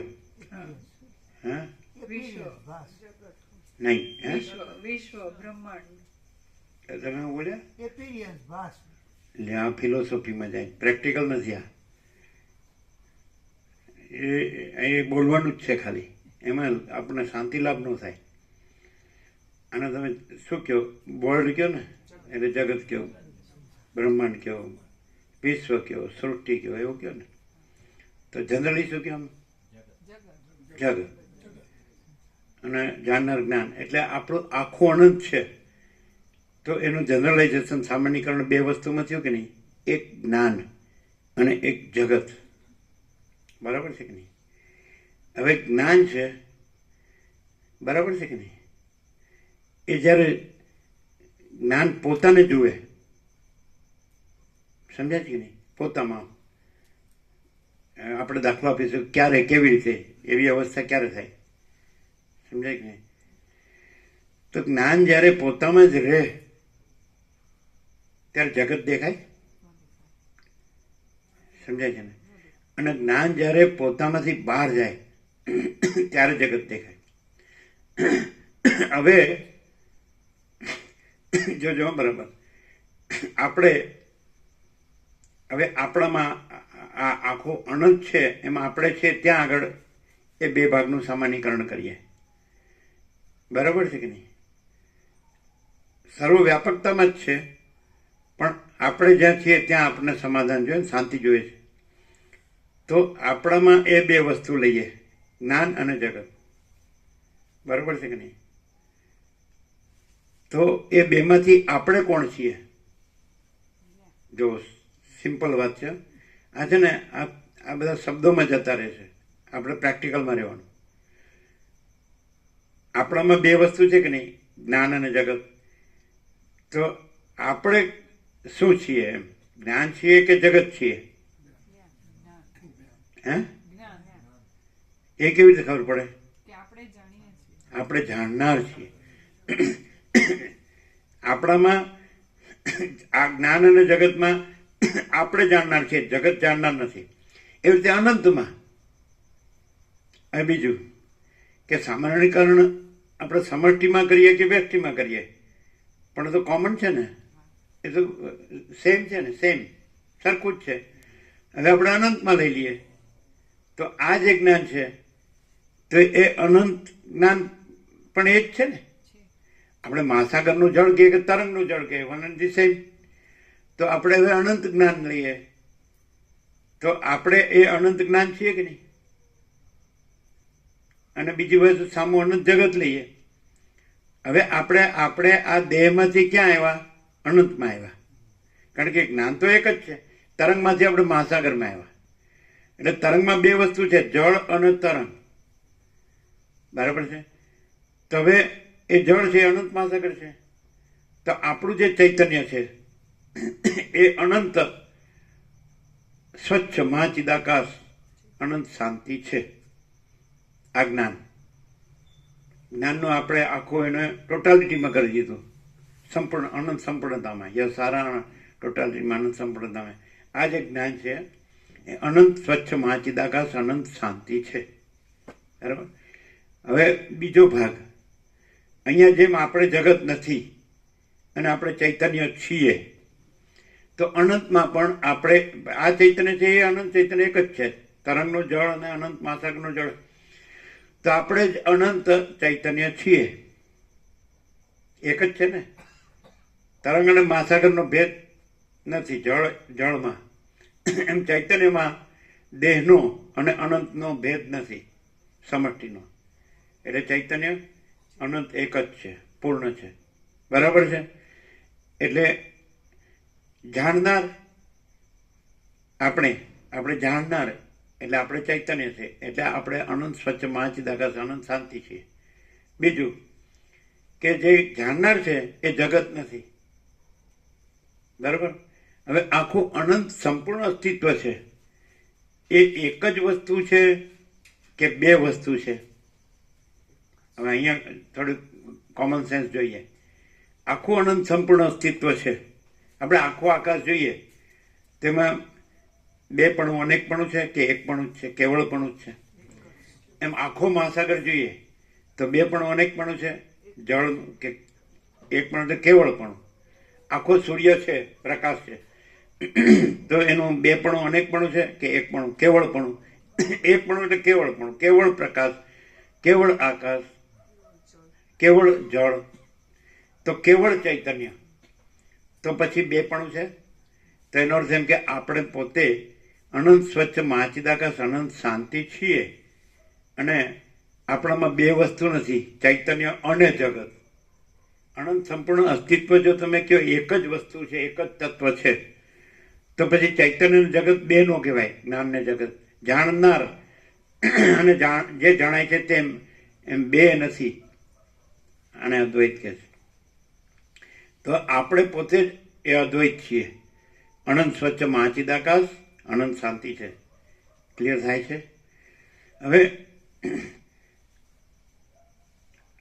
ભૂલ ક્યાંથી છે? આપણે આ ક્યાં સાંભળવું પડે છે? સરળ કે આપણામાં જ્ઞાન જગત તમે દ્રશ્ય કહો જ ને, એટલે દ્રશ્યમાં શું શું આવે? તો આપણે નખથી શીખ સુધી લઈએ તો પંચભૂતનું દેહ, સપ્ત ધાતુ, રસ રક્ત માંસ મેં દસ્તી મજા શુક્ર, અથવા તો આકાશ વાયુ તેજ જળ પૃથ્વી, તેજ જળ પૃથ્વી. અને પછી 5 કર્મેન્દ્રિયો, 5 જ્ઞાનેન્દ્રિયો, પછી મન બુદ્ધિ ચિત્ત અહંકાર, પછી એમ પ્રાણ, અને પછી અંદર ચિદાભાસ જીવ. ઓકે, એ શેમાં આવ્યું? એને જાણનાર જ્ઞાન જાણી શકે છે, એ જાણતું નથી. જ્ઞાન જાણે છે, જગત જાણતું નથી. હવે આપણે અહીં વ્યક્તિમાં જગતને લીધું તો નખથી શીખમાં આપણા તત્વો ગણાવ્યા કે આ પંચભૂત છે, તો સપ્ત ધાતુ છે, પછી કર્મેન્દ્રિય જ્ઞાનેન્દ્રિય, અંતઃકરણ, મન બુદ્ધિ ચિત્ત અહંકાર, અને પ્રાણ અને જીવ. તો એને જાણનાર જ્ઞાન, અને આ જગતમાં આવ્યું જે જણાય છે. તો હવે અહીંયા આપણે જ્ઞાન છીએ તો એમાં જ્ઞાન જ કેવળ, જ્ઞાનનું કેવળપણું છે કે એની અંદર જગત છે, ચૈતન્ય છે, આપણે ચૈતન્ય છે. તો એનું કેવળપણું, કેવળ એટલે એક જ જ્ઞાન, એક જ છે કે જ્ઞાનમાં જ્ઞાન ને જગત બે છે. આપણે દાખલો લઈએ, આપણે જ્ઞાન ચૈતન્ય, ઓકે, તો આપણે સ્વપ્ન જોઈએ, એમાં સ્વપ્ન પુરુષે બનીએ, સ્વપ્ન નહીં બનીએ, ને પછી સ્વપ્ન સૃષ્ટિએ બને બધું. તો આપણે એ જાણનાર ચૈતન્ય છીએ કે એ સ્વપ્નનું બધું છીએ? તો આપણે દેખાય છે તો બે, કે આપણે ચૈતન્ય પણ છીએ અને સ્વપ્ન પણ છે. તો ખરેખર આપણા ચૈતન્ય આપણે છીએ અને એમાં સ્વપ્ન છે. પછી એવી રીતે જ આપણે ચૈતન્ય છીએ જાણનાર, અને આ જાગ્રત છે. તો આપણા બે છે કે ચૈતન્ય જ છે? આ જાગ્રત છે. તો આપણે ચૈતન્ય છે અને સુષુપ્તિ નિદ્રા છે. તો આપણે બે છીએ, ચૈતન્ય નિદ્રા, કે આપણે ચૈતન્ય જ છીએ? એવી રીતે આપણે આખું અનંત સંપૂર્ણ અસ્તિત્વ, જાણનાર જ્ઞાન ચૈતન્ય. તો આપણે અનંત ચૈતન્ય છીએ કે એ અનંત જે આખું જણાય છે, જેમ કે જાગ્રત, સ્વપ્ન, સુષુપ્તિ, એવી રીતે આખું અનંત દ્રશ્ય કે જગત. તો એ બે છીએ આપણે આપણામાં. જેમ આપણામાં આપણે જ્ઞાન, આપણે ચૈતન્યમાં જાગ્રત, સ્વપ્ન, સુષુપ્તિ નથી, સમજાય છે કે નહીં? એ ચૈતન્ય તો એક જ છે, અનંત. એટલે આપણે અનંત શુદ્ધ ચિદાકાશ છે, ચૈતન્ય પ્રકાશ રૂપી આકાશ. આકાશની ઉપમા છે. અનંત ચૈતન્ય પ્રકાશ આપણે છીએ, અનંત ચૈતન્ય પ્રકાશ, અનંત ચૈતન્ય શાંતિ. તો એની અંદર આપણે બે છીએ, અનંત ચૈતન્ય અને અનંત આ જણાય છે તે બધું. જેમ આપણે જ્ઞાન સ્વપ્નમાં બધું જ જણાય છે, પણ આપણે આખું જ્ઞાન છે અને આખું સ્વપ્ન નથી. એમ આપણે જ્ઞાન અને આ જાગ્રત આખું જણાય છે, પણ આપણા જ્ઞાનમાં આપણે જ્ઞાન છીએ અને આખું જાગ્રત નથી. એમ આપણે જ્ઞાન અને આખી સુષુપ્તિ જણાય છે, નિદ્રા, પણ આપણે આખું જ્ઞાન છે ને આખી સુષુપ્તિ નથી.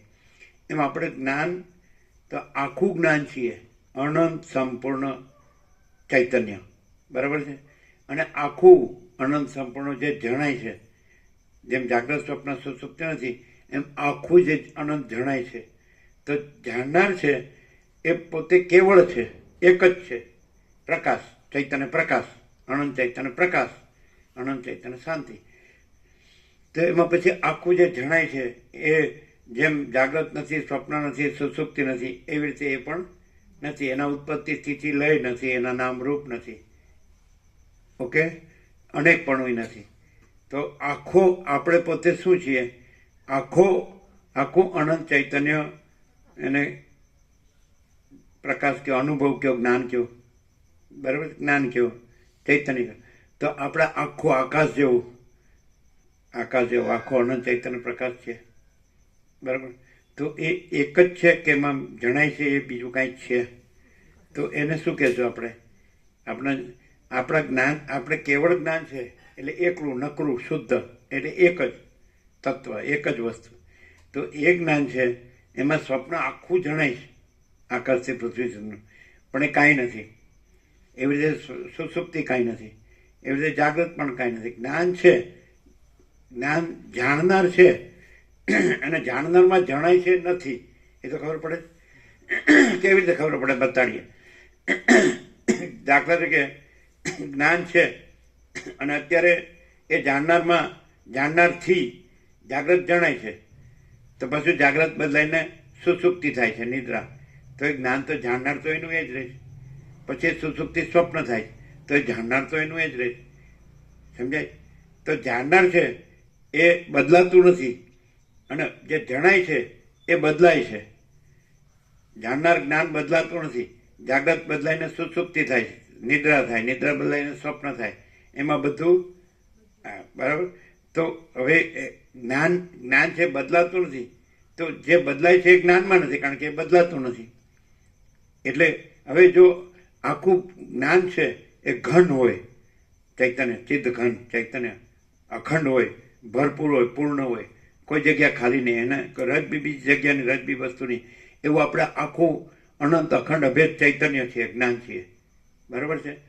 તો પછી એનો અર્થ એમ થાય કે એમાં જે જણાય છે એવી બીજી કોઈ હસ્તી નથી.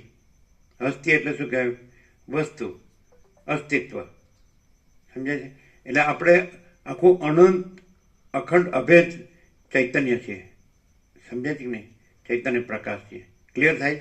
જ્ઞાન છીએ. તો હવે અહીંયા ભૂલ ક્યાં થઈ ને ભૂલ ક્યાં સુધરે? સરળ સોણથી ભૂલ એ થઈ કે જાણનાર છે એ પોતાની સાથે જે જણાય છે એને જોડ્યું, એને જોડે છે, એ ભૂલ થઈ. દાખલા કે જ્ઞાન વસ્ત્રને જાણે છે, પછી વસ્ત્રને પોતાની સાથે જોડે, એ ભૂલ થઈ. જ્ઞાન દેહને જાણે છે, દેહ પોતાની સાથે જોડે, ભૂલ થઈ. કારણ કે પોતે દેહ નથી, દેહ જાણતો નથી, વસ્ત્ર જાણતું નથી. જણાય છે એ જાણતું નથી, અને જાણનાર છે એ જણાય છે એ નથી, અને જાણનારમાં જણાય છે એ નથી, અને જણાય છે એ પોતે નથી. કેમ? કારણ કે જાણનાર જ્ઞાન છે એ ઘન છે, અનંત શુદ્ધ ચિદ ઘન, હિ અનંત શુદ્ધ ચિદ ઘન, ચૈતન્ય ઘન, અખંડ એકરસ જળ છે. તો જળ છે તો એ જાણનાર છે, અને તરંગ છે જણાય છે, ચલન ને તરંગ. તો જળ લ્યો તેમાં ચલન ને તરંગ નથી. એવી રીતે જાણનાર જ્ઞાનની અંદર એ જે જણાય છે એ નથી, અને જણાય છે એમાં જાણનાર જ્ઞાન નથી. સમજાય છે કે નહીં? હવે જ્ઞાન અનંત અખંડ અભેદ છે, ચૈતન્ય. સમજાય છે કે નહીં? તો એમાં જે અનંત જણાય છે બધું, તમે દ્રશ્ય કયો, જગત કયો, બ્રહ્માંડ કયો, સૃષ્ટિ કયો, સર્જન કયો, વિશ્વ કયો, સંસાર કયો, જે જણાય છે, તો જણાય છે એવું કંઈ જ્ઞાનમાં છે? અનંત જ્ઞાનમાં તો જ્ઞાન અનંત છે કે નહીં? તો એમાં અનંત જણાય છે, તો એ જાણનાર જણાય છે એવું એમાં કંઈ છે? અથવા એ જાણનાર એ જણાય છે એમાં છે? અથવા એ જાણનાર જ છે કે પછી જણાય છે એવું બીજું કંઈ છે? કારણ કે એ અનંત અખંડ અભેદ હોય તો પછી જણાનારું બીજું અનંત અખંડ અભેદ હોય તો બે અનંત અખંડ અભેદ ન હોય. જાણનાર અને જાણનાર એમ બે વસ્તુ નથી. એટલે આખું જાણનાર જ્ઞાન જ છે, ચૈતન્ય જ છે, અખંડ ચૈતન્ય કયો. સમજાય છે કે નહીં? જો જાણનાર છે એ પોતાને અનંત શુદ્ધ ચૈતન્ય જાણે અને પોતામાં જણાનાર કાંઈ ન જાણે, તો એ પોતે જ એ પરબ્રહ્મ પરમાત્મા છે, ભગવાન કયો કે જે કહેવાય. જાણનાર પોતાને જ જાણે અને પોતામાં બીજું કાંઈ ન જાણે. જાણનાર છે તો જાણનાર છે ત્યાં જાગૃત જણાય છે, પણ પોતે જ્ઞાન જ છે, જાણનાર જ છે, પોતે જાગૃત નથી. જાણનાર છે સ્વપ્ન જણાય છે તો પોતે જાણનાર જ છે, પોતે સ્વપ્ન નથી. જાણનાર છે ત્યાં સુસુપ્તિ જણાય છે, પોતે જાણનાર જ છે, સુસુપ્તિ નથી. તો જાગ્રત સ્વપ્ન સુસુપ્તિ નથી, કારણ કે પોતે બદલાતું નથી અને બદલાય છે પોતે નથી. તો બે વસ્તુ નથી, જાણનાર અને જાગ્રત સ્વપ્ન સુસુપ્તિ, જાણનાર અને જન્મ જીવન મૃત્યુ, જાણનાર અને સૃષ્ટિ સ્થિતિ પ્રલય, જાણનાર અને સમજાય છે કે નહીં? જો જાણનાર અનંત છે તો જણાય છે અનંત એવું બે અનંત નથી, એક જ અનંત છે, એક જ વસ્તુ છે ને, બે કે અનેક નથી. એટલે અનંત ચૈતન્ય, અનંત જ્ઞાન કે અનંત ચૈતન્ય કે પ્રકાશ, અનંત પ્રકાશ, એ અનંત પ્રકાશ જ અનંત આનંદ, અનંત શાંતિ છે. તો જો એ જ રહ્યો હોય, એ રહ્યું જ છે, અને એ જ રહ્યો હોય અને એમાં બીજું કાંઈ ન રહ્યું હોય, તો એ જ પરબ્રહ્મ પરમાત્મા છે, એ જ ભગવાન છે, પ્રભુ છે, ઈશ્વર છે, શક્તિ છે કે ગોડ છે કે જે કહેતા હોય તમે, એ જ પરમ ચિદાકાશ, પરમ જ્યોતિ, અખંડ જ્યોતિ છે, મહાચિદાકાશ, સ્વયં પ્રકાશ. અમે પોતે જ પરમ ચિદાકાશ, પરમ જ્યોતિ, અખંડ જ્યોતિ છીએ. અમે પોતે જ મહાચિદાકાશ, સ્વયં પ્રકાશ, સંપૂર્ણ પ્રકાશ છીએ. અમે પોતે જ પૂર્ણ બ્રહ્માનંદ, તેજઘન, અનંત ચિદઘન છીએ. અમે પોતે જ પરમાકાશ, કેવલ આનંદ શુદ્ધ તેજઘન છીએ. અમે પોતે જ પરમાકાશ, અખિલ આત્મા, પૂર્ણ બ્રહ્મ પરમાત્મા છીએ. બોલો. અમે પોતે જ પરમ ચિદાકાશ અનંત, અમે પોતે જ પરમ ચિદાકાશ, પરમ જ્યોતિ, અખંડ જ્યોતિ છીએ. અમે પોતે જ અનંત પૂર્ણ પરમ ચિદાકાશ, પરમ શાંતિ છીએ. અમે પોતે જ સ્વયં સિદ્ધ, સ્વયં પ્રકાશ, સ્વયં પૂર્ણ સ્વસ્વરૂપ છીએ. અમે પોતે જ યહી સબ કુછ है, इसके सिवा कुछ नहीं है. અમે પોતે જ શૂન્યભાસ, અનંત કોટી, મહાકલ્પો હૈ હી નહીં. અમે પોતે જ મહાચિદાકાશ સ્વયં પ્રકાશ સંપૂર્ણ પ્રકાશ છીએ. અમે પોતે જ મહાચિદાકાશ જ્યોતિ અનંત અખંડ અભેદ છીએ. અમે પોતે જ મહાચિદાકાશ જ્યોતિ મહાતત્વ મહાસામાન્ય છીએ. અમે પોતે જ મહાચિદાકાશ સ્વસંવેદ્ય સહજ નિર્વિકલ્પ છીએ. અમે પોતે જ મહાચિદાકાશ પરમ કૈવલ્ય પરમ શાંતિ છે. અમે પોતે જ પરમ ચિદાકાશ અનંત પૂર્ણ નિરપેક્ષ સત છીએ. અમે પોતે જ અનંત સંપૂર્ણ અપરિગી નિર્ભ્રાંત નિરપેક્ષ છીએ છીએ ને છીએ. બોલો, તો તમે ક્યાંથી જોવો છો? તમે પોતા સાથે જે નથી એને જોડી અને ત્યાંથી જુઓ છો, અને અમે પોતા સાથે કાંઈ જોડતા નથી અને ત્યાંથી પ્રકાશીએ છીએ. ડિફરન્સ ખબર પડે છે? એમ તમારા છોકરાને ભણાવવો નથી?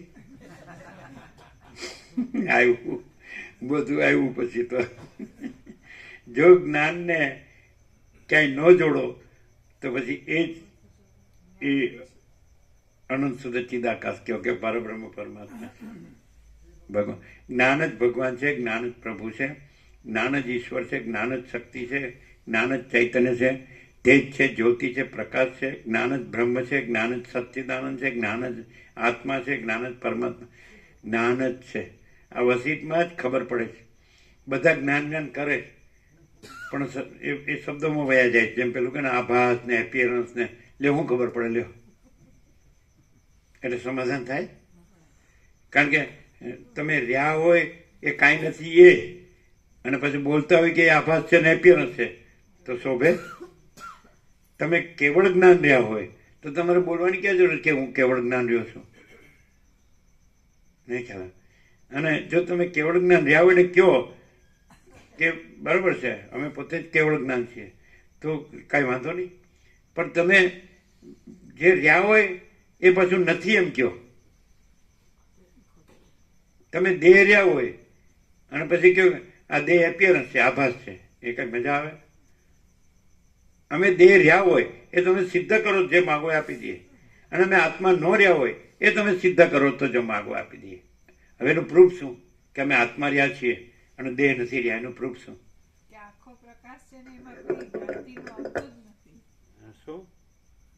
આખો પ્રકાશ જ છે અને ભ્રાંતિનું કંઈ આવતું જ નથી. દેહ હોય તો બોલવામાં ખાલી ના, એવું નહીં. બોલવામાં એ તો જે છોકરો બોલે જ છે ના, એવી રીતે બોલવાનું નહીં. છે અને એ પછી જેમ કે છે કે વર્તનનો વિવેક વિવેક છે, વાણીનો વિવેક વિવેક નથી. તો હવે વર્તન કોને કહેવાય?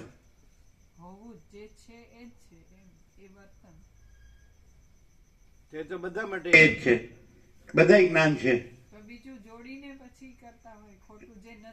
સંભળાતું નથી. બીજે બધે બધા પોતાની સાથે જે પોતે શુદ્ધ ચૈતન્ય છે પણ એની સાથે બીજું નથી એવું જોડીને પછી એ શુદ્ધ ચૈતન્ય વિશે બોલતા એટલે કોઈ જાગ્રત હોય, જાગ્રત એ પોતાની સાથે સ્વપ્ન જોડે એટલે જોડાઈ જાય. ન જોડાય તો પછી તો તમે જોડીને કહો છો ને.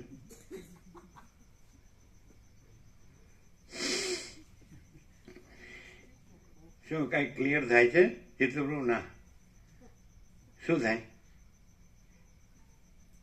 શબ્દનું ક્લિયરન્સ નથી, સ્વરૂપનું ક્લિયરન્સ છે.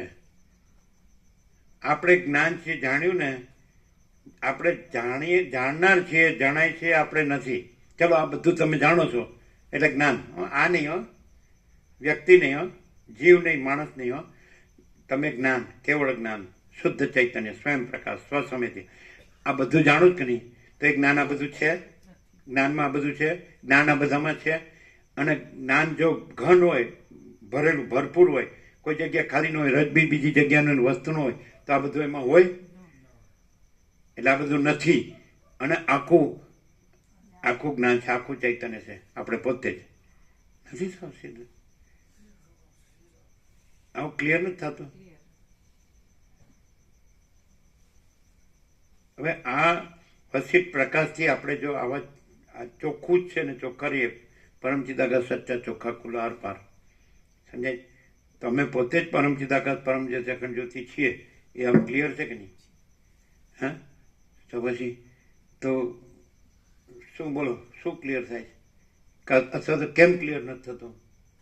ક્લિયર જ છે, ક્લિયર કરવાનું નથી. આપણે જ્ઞાન છીએ તો ક્લિયર જ છે, જ્ઞાન બધું જાણે છે તો ક્લિયર જ છે. જો જ્ઞાન અનંત જાણે છે કે નહીં, એટલે જ્ઞાન અનંત છે કે નહીં, પછી જાણનાર અને જણાય છે એવા બે અનંત છે. જાણનાર જ છે કે જણાય છે એ પણ છે. જણાય જાણતું નથી અને જાણનાર જ જાણે છે, એટલે જાણનાર જ સત્ય છે, જણાય છે સત્ય નથી. બે જે અસ્તિત્વ છે એમાં બે વસ્તુ નથી. ચૈતન્ય છે, સમજાય છે કે નહીં, અને જણાય છે એ નથી. સમજે કે કારણ કે ચૈતન્ય અખંડ છે, જ્ઞાન અખંડ છે. અખંડનો અર્થ શું થાય કે એમાં બીજી રજબી જગ્યાનો રજબી વસ્તુનો હોય તો અખંડ ચૈતન્ય છે. તો આપણે પોતે જ અખંડ ચૈતન્ય છીએ, ચૈતન્ય અખંડ જ્ઞાન છીએ. ઓકે, તો પછી શું થાય? કેવી રીતે કહેવાય કે અહીંયા એ જ છે, અમે પોતે જ પૂર્ણ બ્રહ્મ અનંત તેજ ઘન અનંત ચિત ઘન છીએ? તો કેવી રીતે? તે તો સર્વત્ર એ પોતે પ્રકાશે છે, એ તો અનંત વ્યાપક છે. તો પોતામાં પોતા સિવાય બીજું નથી એવું આખું પ્રકાશે છે. પણ એ તો સર્વત્ર અને સદા પોતામાં પોતે જ છે, બીજું છે જ નહીં. એ તો અનંત વ્યાપક અવૈયક્તિક સાર્વત્રિક છે, અનંત વ્યાપક છે. તો પછી આ એ છે અવૈયક્તિક સાર્વત્રિક જ છે. અહીંયા કોઈ વ્યક્તિનું કેવી કોઈ બીજું ભાસ જોડેલો જ નથી. અચ્છા, આનું એક જ લક્ષણ છે, આનું એક જ અનંત પ્રકાશ, અનંત આનંદ, અનંત શાંતિ. અને એમાં જરાય અજ્ઞાન અંધકાર ન હોય પ્રકાશમાં, અનંત પ્રકાશમાં. પછી અનંત આનંદ, તેમાં જરાય અજ્ઞાનનું દુઃખ ન હોય. પછી અનંત શાંતિ, એમાં જરાય અજ્ઞાનની અશાંતિ ન હોય. તો એક બરાબર ક્લિયર થવું પડે કે કેમ મને અજ્ઞાન અંધકાર નથી. કારણ કે અનંત પ્રકાશ છે એટલે અજ્ઞાન અંધકાર સંભવતો જ નથી. અનંત આનંદ છે એટલે દુઃખ, અજ્ઞાનનું દુઃખ સંભવતું જ નથી. અનંત શાંતિ છે એટલે અજ્ઞાનની અશાંતિ સંભવતી જ નથી. તેને ક્લિયર થવું પડે કે હું જ્ઞાન છું, એટલે આ આખું અનંત જાણનાર હું જ્ઞાન છું, એટલે હું અનંત જ્ઞાન, અનંત ચૈતન્ય છું, એટલે અનંત પ્રકાશ છું. અને એમાં અપૂર્ણતા નથી, એટલે અનંત પૂર્ણ, એટલે આનંદનો પર્યાય પૂર્ણ છે, એટલે હું અનંત પૂર્ણ છું. સમજાય છે?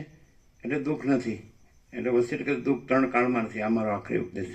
પછી અનંત શાંતિ, તો શાંતિને એક્ઝેક્ટ જેવી રીતે આનંદનો પર્યાય કે જેમાં કોઈ અભાવ નથી, એટલે ભરપૂર પૂર્ણ. સમજાય?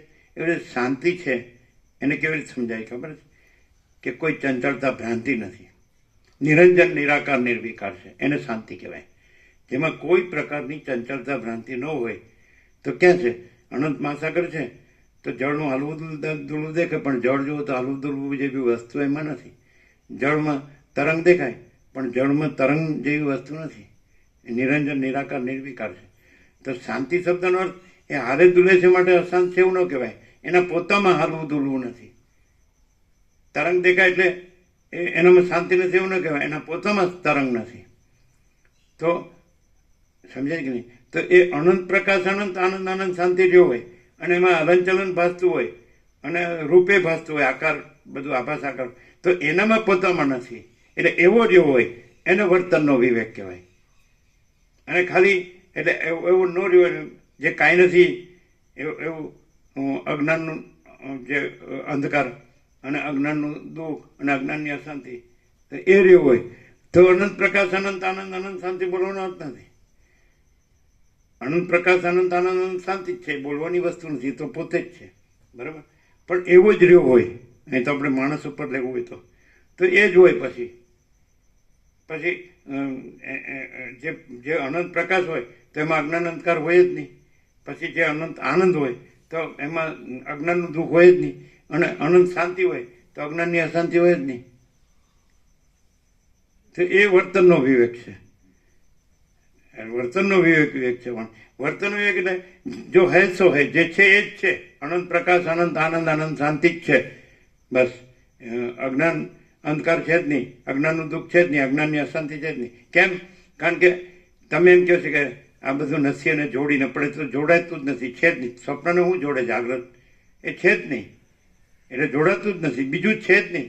આખું પોતે અનંત અખંડ અભેદ મહાચિદાકાશ જ્યોતિ, મહાચિદાકાશ મહા જ્યોતિ, મહાતત્વ, મહાસામાન્ય. તો શું અને માચિદાગત સ્વસંવેદ જે સહજ નિર્વિકલ્પ, અને માચિદાગત સ્વયં પ્રકાશ સંપૂર્ણ પ્રકાશ, અને માચિદાગત પરમ કૈવલ્ય પરમ શાંતિ.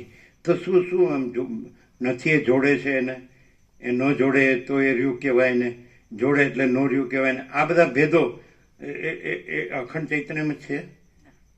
જે આકાશ જેવું આખું અનંત અખંડ અભેદ જે ચૈતન્ય પ્રકાશ છે કે ચૈતન્ય જ્ઞાન છે, તો એ તો બધામાં પોતે જ છે. અને સર્વત્ર એવું છે, સદા એવું છે. અનંત વ્યાપક સમાન પૂર્ણ એકરૂપ ને અનંત વ્યાપક જ્ઞાન, અનંત વ્યાપક સમાન પૂર્ણ એકરૂપ અને જ્ઞાન અનંત વ્યાપક અવૈયક્તિક સાર્વત્રિક. તો પછી તો કેમ આમ શું રહે છે? એટલે કેવી રીતે ક્લિયર રહે? ધારો કે કાંઈ નથી એવું થયું છે, સમજે જે કહો એ કાંઈ નથી એવું થયું છે, તો કઈ રીતે ક્લિયર થાય?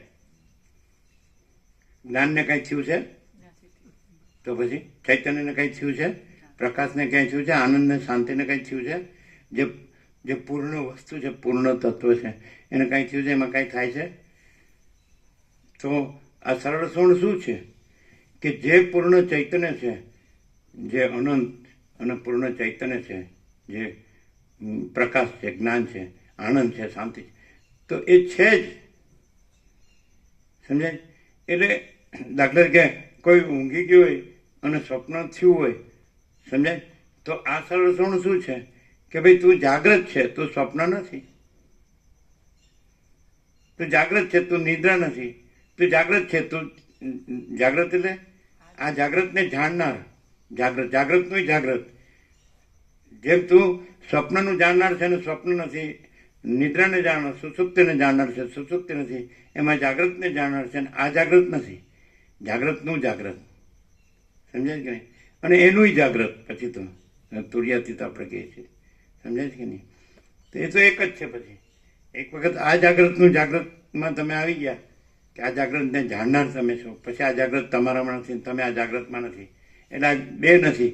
તમે આ જાગ્રતને જાણનાર જાગ્રત અને આ જાગ્રત તો બે નથી. જાણનાર જાગ્રત છો, પછી એ તુર્ય છે, એ તુર્યાતીત છે, એ સાક્ષી કુટસ્થ છે, એ તુર્યાતીત. એટલે તુર્યાતીતનો શું થાય કે આખું અનંતપૂર્ણ એ જે કહેવાય એને ચૈતન્ય કહેવો, જ્ઞાન કહેવો, પ્રકાશ કહેવો, તો અનંત પ્રકાશ, અનંત આનંદ, અનંત શાંતિ તો પોતે જ છે. સીધું નથી કે ન સમજાયું છે, ક્યાંક ક્લિયર નથી થતો, ક્યાં અટકે છે, એ પણ બધું આવી જાય છે અંદર.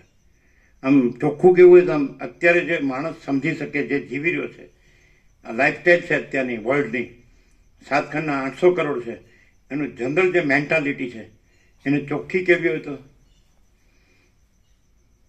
આજે બધા જ છે, સમજાય છે કે નહીં?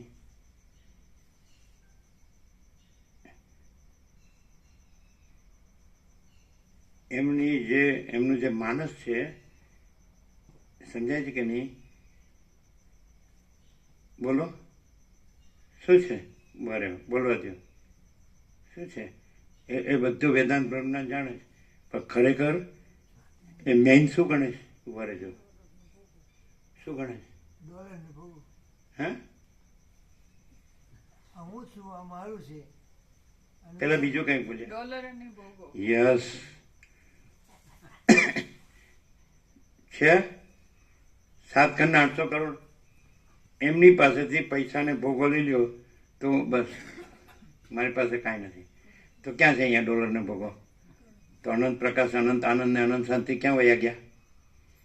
અને ડોલરને ભોગો એને ગમે તેમ હાચા ખોટા કરીને ભેગા કર્યા તો ક્યાં અનંત પ્રકાશ, અનંત આનંદ, અનંત શાંતિ ક્યાં મળ્યા? છે એ પોતે જ છે, અને એમાં નથી એ કાંઈ નથી, અને એ પોતે નથીમાં નથી, અને નથી પોતામાં નથી, અને પોતે જ છે, અને નથી એ કાંઈ છે જ નહીં. તો કાંઈ છે જ નહીં તો એને એ મુખ્ય માને છે. પોતે જ છે, પોતે જ્ઞાન છે, એ જ પોતે અનંત પ્રકાશ, અનંત આનંદ, અનંત શાંતિ છે, અને એમાં અજ્ઞાન છે જ નહીં. તો જ્ઞાને શું કર્યું કે પોતાને ભૂલીને અજ્ઞાનને મુખ્ય માન્યું. આ ડોલર અને ભોગો એવું છે કે નહીં?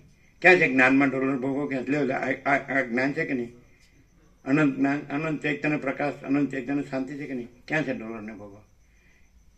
એટલે એ પોતે છે એ જ પૂર્ણ છે, એ જ પૂર્ણ બ્રહ્મ પરમાત્મા જે કંઈ તમે જે કહેતા હોય, પરબ્રહ્મ કહો, પરમાત્મા, પરમેશ્વર કહો, જે કહેતા હોય એ અનંત પ્રકાશ, અનંત આનંદ, અનંત શાંતિને જ બધું કીધું છે. બધા શબ્દો જે કહેતા હોય શું કહો છો તો ક્યાં છે ડોલરને ભોગો?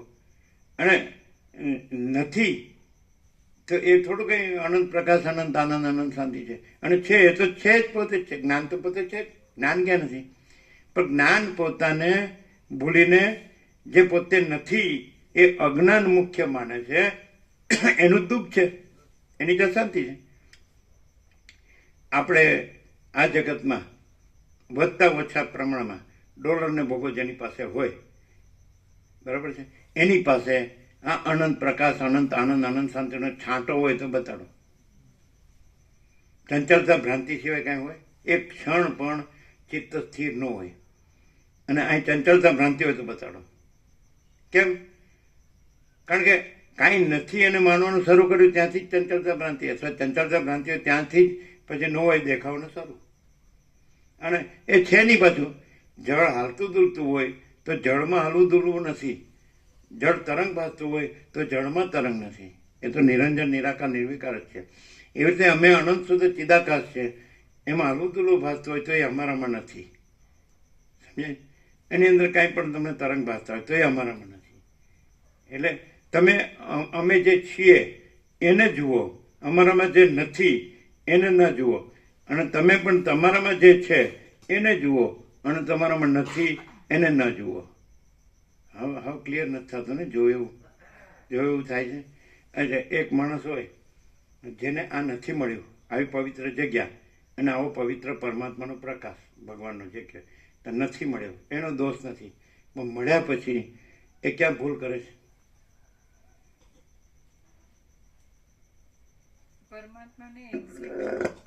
પરમાત્મા જ છે એમ એક્ઝેક્ટલી એ જાણતો નથી. કેમ કે જ્યાં પોતે આ હું છું એમ કે છે ત્યાં એ પરમાત્મા ચોખ્ખા જ છે, એમાં બીજું કંઈ નથી, એવા પરમાત્મા છે. તો આખા પરમાત્મા જેવા છે એવા જાણ્યા વિના એની અંદર કંઈક બીજું થઈ શકે છે એમ માનીને આ હું અને બાકીની બધી કલ્પનાઓ એ સાચી માને, ત્યાં એ ભૂલ કરે છે. હવે એમ લાગે છે કે હું જન્મ્યો છું, જીવું છું, હું મારું કરું છું, રાગદ્વેષ કરું છું, ઈચ્છા અનિચ્છા કરું છું, સુખી દુઃખી થાઉં છું, મરી જાઉં છું, તો એ તો એને સાચું લાગે છે. હવે કેવી રીતે કરવું? ના, એ આ પ્રકાશથી એ ચોખ્ખો ક્લિયર થાય કે પ્રકાશ ચોખ્ખો છે અને એમાં બીજું કંઈ સંભવતું જ નથી. ક્યાંય કંઈ નહીં, ક્યારેય કંઈ નથી સંભવતું. બોલો લ્યો જીતુભાઈ, આપણે આ બધું હવે જે આ બધું કર્યું, પસારો કર્યો, તો હવે તો પાર પાડવું પડે ને.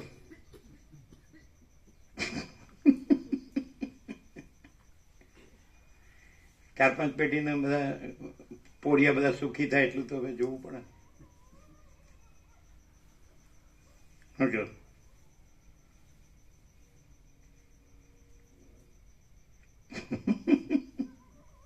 પોતે સુખી ન થયો બીજાને શું કરવાનું? હવે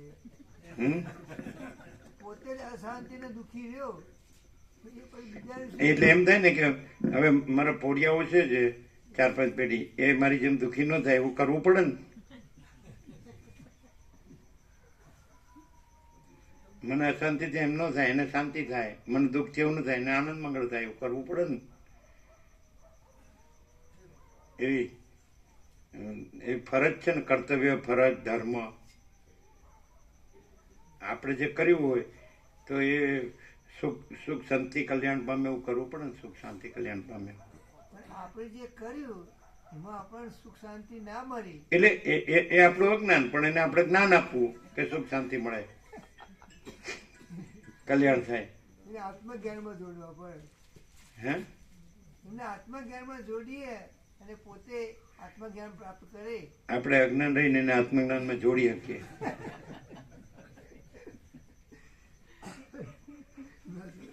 કેવી બધી ઊંધી ઊંધી વાતો નથી. આ શબ્દ જ્ઞાન સાચું છે? આમાં શબ્દ જ્ઞાન છે કે નકરો પ્રકાશ છે, નકરો આનંદ છે અને નકરી શાંતિ છે. નકરો એટલે કેવળ, શુદ્ધ અણી શુદ્ધ આર પાર એટલે અનંત પ્રકાશ, અનંત આનંદ, અનંત શાંતિ. એમાં રજ બી બીજી જગ્યા છે, રજ બી બીજી વસ્તુ છે. સૂર્યમાં પ્રકાશ સિવાય બીજું છે, એવી રીતે આકાશમાં આકાશ સિવાય બીજું છે, મહાસાગરમાં જળ સિવાય બીજું છે. તેવી રીતે અમે પોતે જ પરમ ચિદાકાશ પરમ જત્યાખંડ જ્યોતિ છીએ, એમાં બીજું કાંઈ છે? यही सब कुछ है, इसके सिवा कुछ नहीं है. स्वयं सिद्ध, स्वयं प्रकाश, स्वयं पूर्ण स्वस्वरूप, अनंत पूर्ण परम चिदाकाश, परम शांति છે કે નહીં? ક્લિયર થાય? ચાલો એ પ્રસાદ આપી દે. સમજાય છે પણ હળું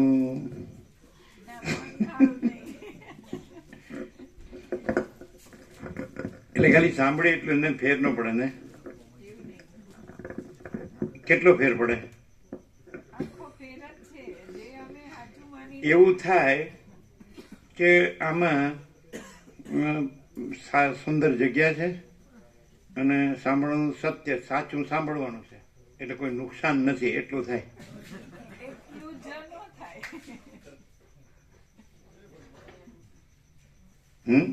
એટલું જ નો થાય. આખા પ્રભુ જે પ્રકાશ કીધો, ચૈતન્ય પ્રકાશ કીધો, એ આખા પ્રભુ છે અને પ્રભુ એટલા બધા સ્વચ્છ છે કે એમાં બીજું કઈ શક્ય જ નથી.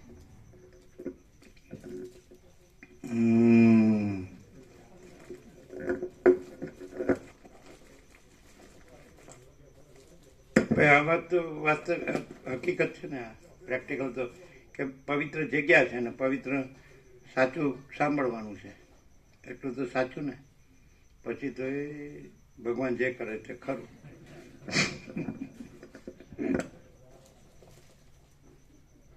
પણ બધું એમ કે ભગવાન જે કરે ભલા માટે.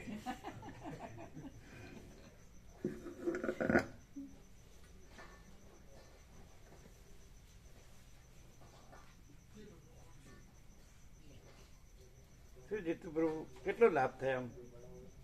ભલે આપણે દુઃખ હોય, અશાંતિ હોય, અભાવ મળતો ન હોય, ઈચ્છા પૂરી થતી હોય, પણ આમ એટલો અમે કીધું એટલો જ સાચો લાભ એટલો જ કે આપણે સાચી જગ્યામાં કોઈ સારી જગ્યામાં છીએ ને સારું સાંભળીએ છીએ, સાચું સાંભળીએ છીએ. કંઈ ખોટું આપણે આમાં કંઈ ખોટું રહેવાનું નથી, ખોટું કરવાનું કે ખોટું દુઃખ કરવાનું નથી.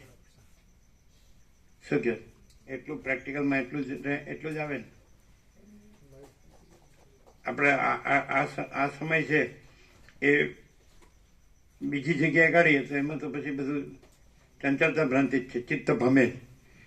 આમાં આપણે ચિત્તને ભલે આપણો અભ્યાસ થઈ ગયો એટલે ભમતું હોય પણ અહીંયા એને ભમવા માટે કોઈ કારણ ન મળે એવી જગ્યા છે એમ. એટલું જ ને આમ પ્રેક્ટિકલમાં કેટલું ના, જે વાણીનો વિવેક પ્રાપ્ત થયો એ પ્રમાણે રહો, એ પ્રમાણે રહો, વર્તો. પ્રકાશથી જે જાણ્યું એ પ્રમાણે પ્રકાશ રહો, નથી શું કરો એવું અંદરથી થાય. નથી શું કરો, શું છે શું છે નથી શા માટે રહો છો એમ જેથી રહો.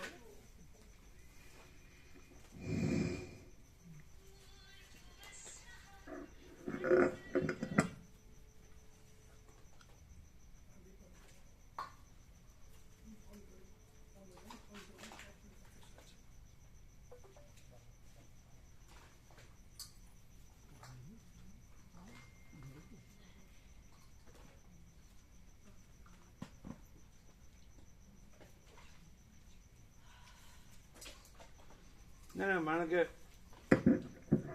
સંસારમાં પ્રભુનું કામ કરતો માણસ, જીવતો માણસ, એને સાંભળવાથી ફેર પડે કે નહીં? પોતાનું કામ કરતો કરતો જીવતો એમાં શું પડે? એ જે ખોટું સાચું માનતો બેઠો હોય ને કે જે ખરેખર પરમ ચિદાકાશ, પરમ જ્યોતિ, અખંડ જ્યોતિ આખું છે એ જ છે અને એમાં કોઈ ભ્રમ થયો નથી, પણ એને ભ્રમ સાચો લાગે, આ હું અને આ જગત ને એમાં કરવું ને કંઈક થાય એવું સાચું લાગતું હોય, એ ટોટલી કંઈ નથી એવું એ ક્લિયર થાય. અને પ્રકાશ જે છે જેવો છે એવો જ એની ટોટલી ખબર છે, આખો સંપૂર્ણ.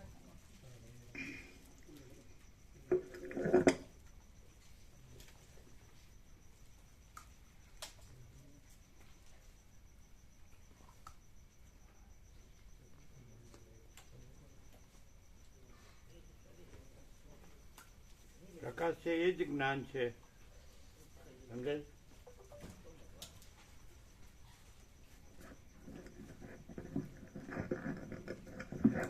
આ આખો અનંત પ્રકાશ છે એ જ આખું અનંત જ્ઞાન છે, અને આ આખું અનંત જ્ઞાન છે એ જ આખો અનંત પ્રકાશ છે, અને એ જ અનંત આનંદ છે ને એ જ અનંત શાંતિ છે.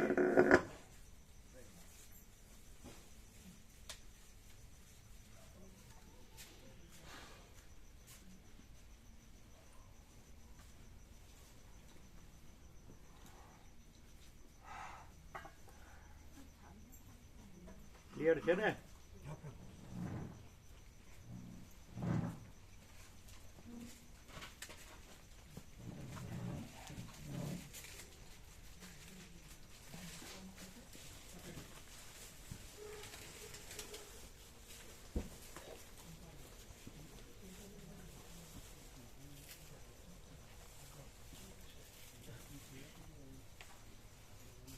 ક્યારે પધાર્યા તમે? સાંજે 4 વાગે.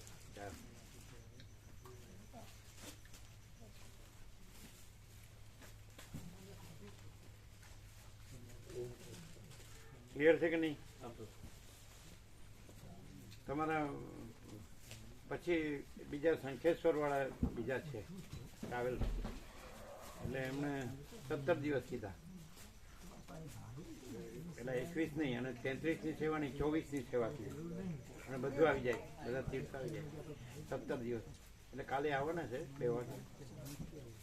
એટલે વિવેક પ્રભુ, સંજય પ્રભુ રહેશે.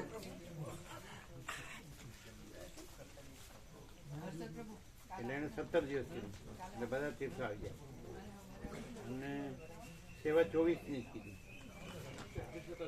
અને 69 નામ થઈ ગયા એવું કીધું. એટલે એને એમ કીધું 48 96 સ્લીપર છે 2, અને 96 આવી શકે, અને 69 નામ થઈ ગયા એવું કે. તમારામાંથી આવવાના છે કોઈ? વેણુપ્રભુ એક નામ છે મતે 21 દિવસ. વેણુપ્રભુ, હા, વેણુપ્રભુ એ લખાવ્યું એક નામ. વિનુ પ્રભુ. આ 7 દિવસમાં નહોતા આવ્યા ને? ના, એ નતા. એમણે એક જ નામ લખ્યું. હા, એક. એટલે 21 દિવસ નહીં, 17 દિવસ. ખ્યાલ આવ્યો? હા. બીજા ટ્રાવેલ્સ છે, 17 દિવસ છે, અને સેવા 33 નહીં, 24. તારીખ કઈ?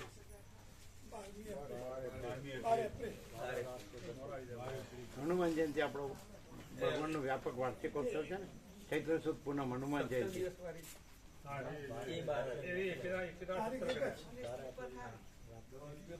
12 તારીખથી 17 દિવસ. એટલે બધા હમણાં જઈ આવ્યા એટલે ના પાડતા. ના પણ કેવાનું, હવે સેવા 33 નહીં 24, અને 21 દિવસ નહીં 17 દિવસ.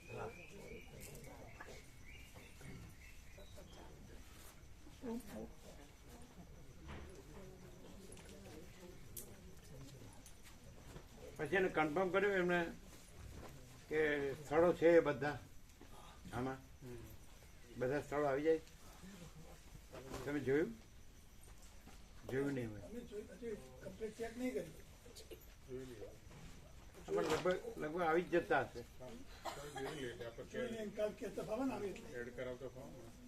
હા, જોઈ લે, ચેક કરી રાખીએ, કોઈ રહી જતું હોય ને તો કાલે એમને લખી લઈએ. હા, એ તમારી બુક રમણની બધાને આવી ગઈ ને? આમાંથી કોઈને બાકી નથી ને? બધાને આવી ગઈ ને?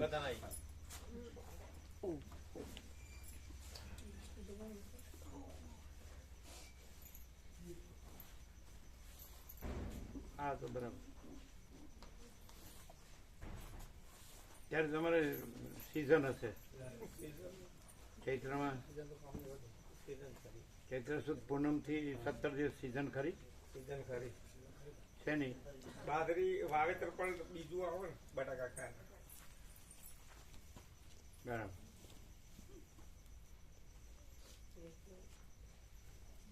તો 17 દિવસનું પૂછ્યું ફરીથી. હા 17 દિવસ ને 24 ની જ સેવા, હા હા 33 નહીં 24, 21 ની 17, એટલે એ રીતે બસ ફરીથી પૂછાય. હા, ફરીથી પૂછી. ઓછું થયું એટલે એ રીતે કોઈને તૈયારી હોય તો. પણ 69 થઈ ગયા, 96 જ કરવાના. 70 થાય. 70 ચંપામાળી લખાય. કોણ? હર્ષદ પ્રભુ ચંપામાળી લખાય. ચંપામાળી હર્ષદ પ્રભુ લખાયું. એમ બરાબર. આ તો 96 એટલે 26 બાકી. એ તો થઈ જશે, એટલા તો થઈ જશે. અચ્છા, ઓમ ઓમ. ઓમ ઓમ.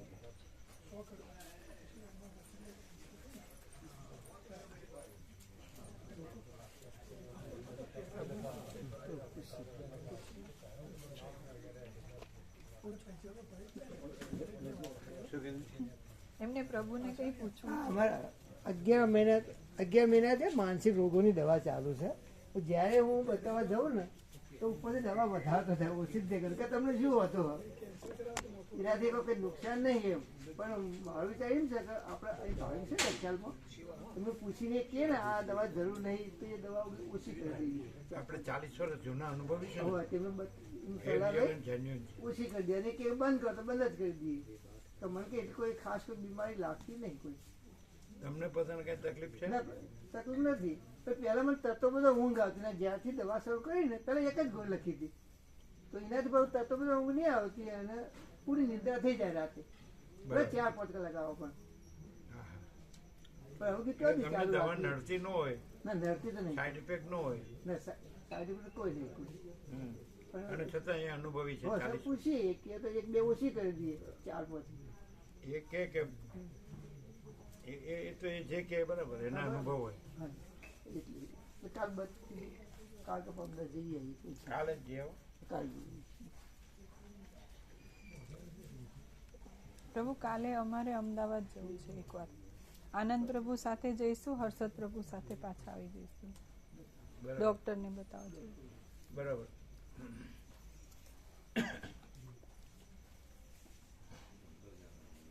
એટલે તકલીફ થઈ. હા એટલે છે થોડા વખતથી છે જ. પુસ્તક મેળો હતો ને ત્યારે અમે જતા હતા બતાવવા, ગાયનેકોલોજીસ્ટને બતાવવું પડે એમ છે. તો તમે પાછું નોર્મલ એ જુદી વસ્તુ, એ મેમોગ્રાફીનું સ્તનમાં ગાંઠ માટેનું હતું અને આ છે એ શરીર ધોવાય છે એને માટે. એટલે મટી જાય એવું છે. હા 2 વાર કોર્સ પૂરો કર્યો પણ હજી ફેર ન પડ્યો એટલે કાલે એકવાર જઈને બતાવી કંઈ બદલે દવા કે. અનુભવી છે ડોક્ટર? હા ડોક્ટર અનુભવી હોય ને ભાવિક હોય તો બરાબર. હા માળી છે, બહુ જૂના છે. હે માળી છે, બહુ જૂના છે, મોટી ઉંમરના છે, બહુ અનુભવી છે. બરાબર.